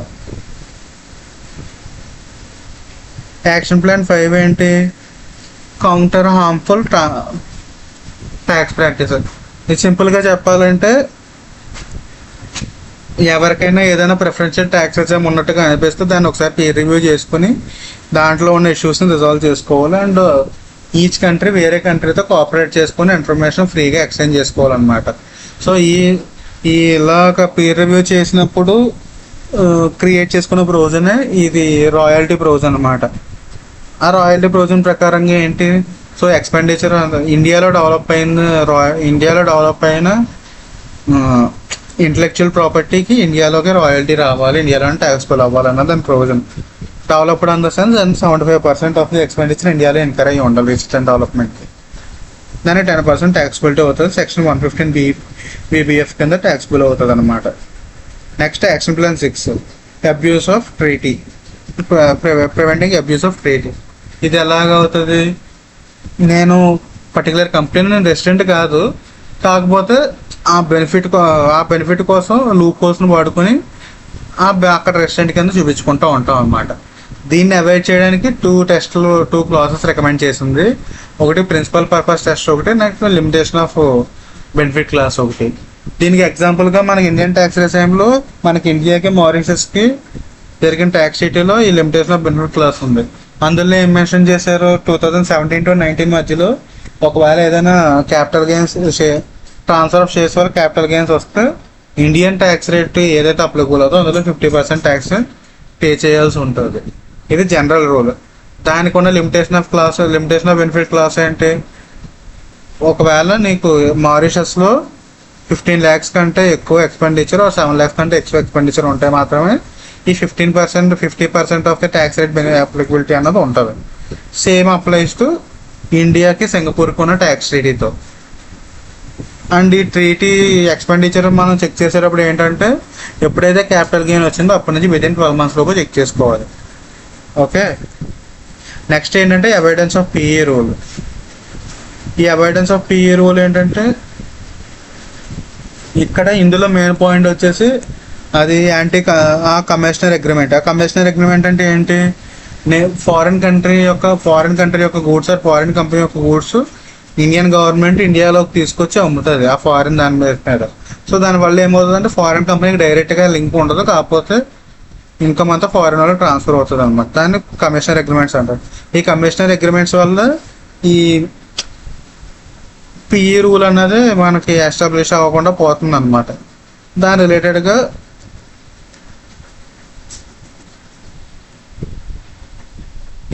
దాని రిలేటెడ్ ఇష్యూస్ గురించి డిస్కస్ చేయడానికి ఎంఎల్ఏ ఇన్స్ట్రుమెంట్ అలాంటివన్నీ ఇంప్లిమెంటేషన్లోకి వచ్చినాయి అనమాట.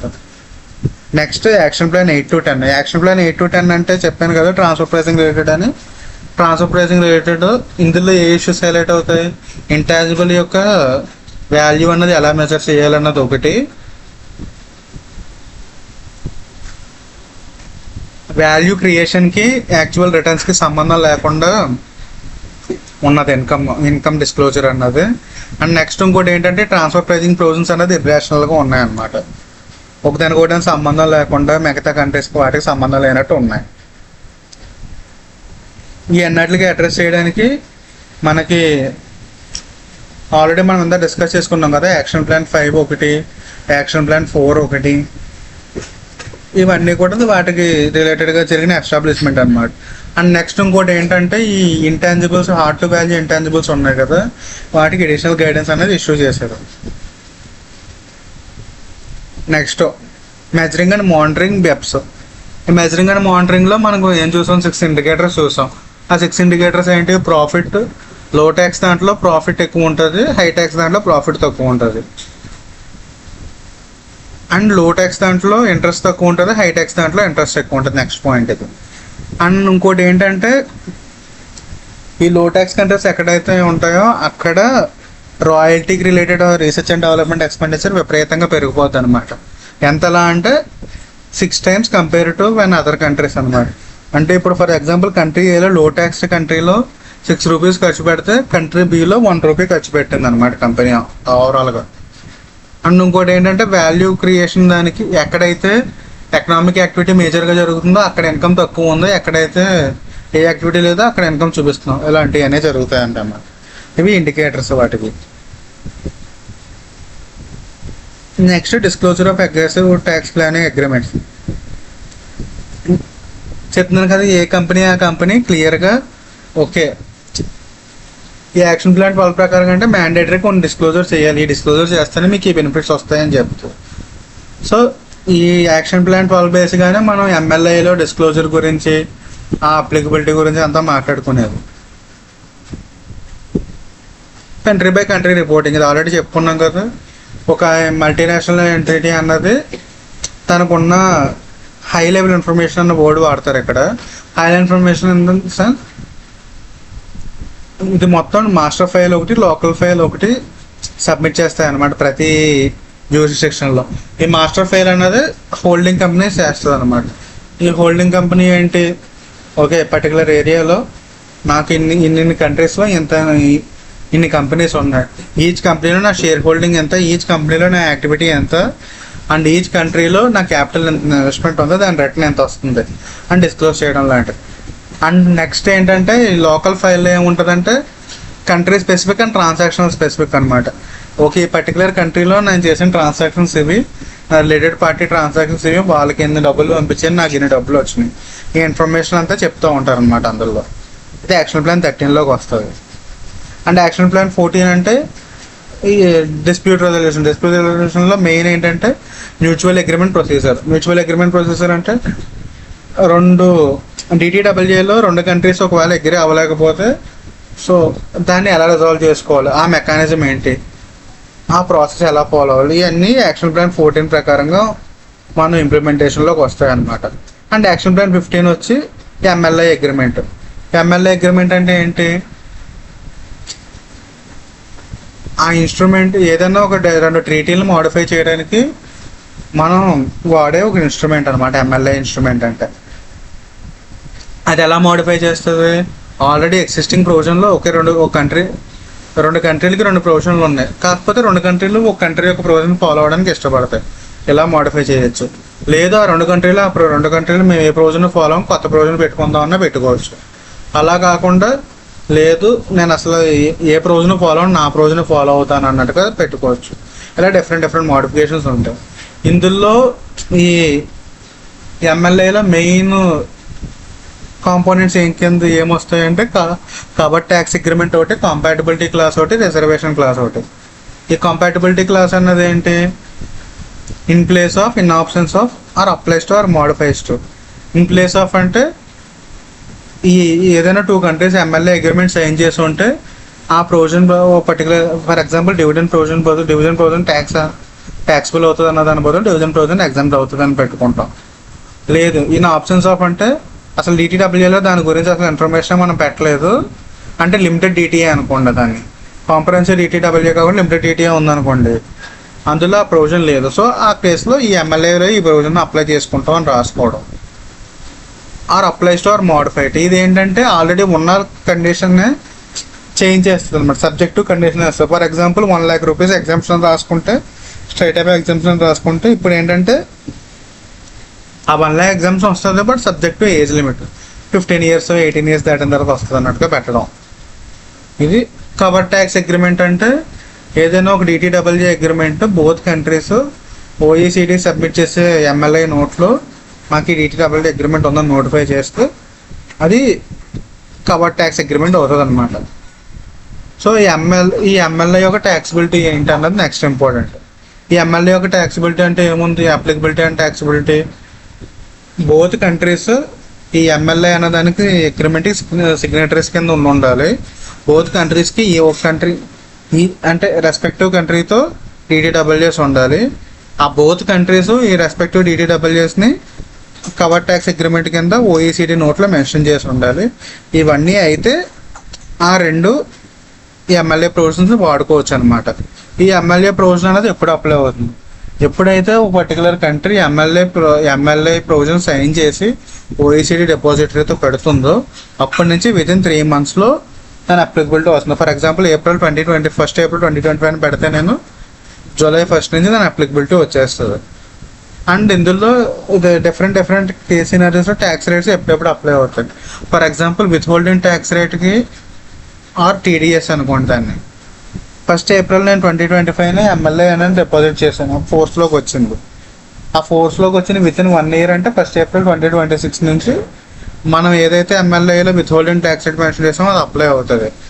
అలా కాదు, డైరెక్ట్ ట్యాక్స్ అనమాట. ఎమ్మెల్యే అంటే విత్ హోల్డింగ్ కాకుండా డైరెక్ట్ ట్యాక్స్ ఎప్పుడు అప్లై అవుతుంది, నేను 1st July 2025 ఫోర్స్లోకి వచ్చింది కదా, అప్పటి నుంచి వితిన్ 6 months అంటే 1st January నుంచి అప్లికబిలిటీలోకి వచ్చేస్తుంది అనమాట ఎమ్మెల్యే అన్నది.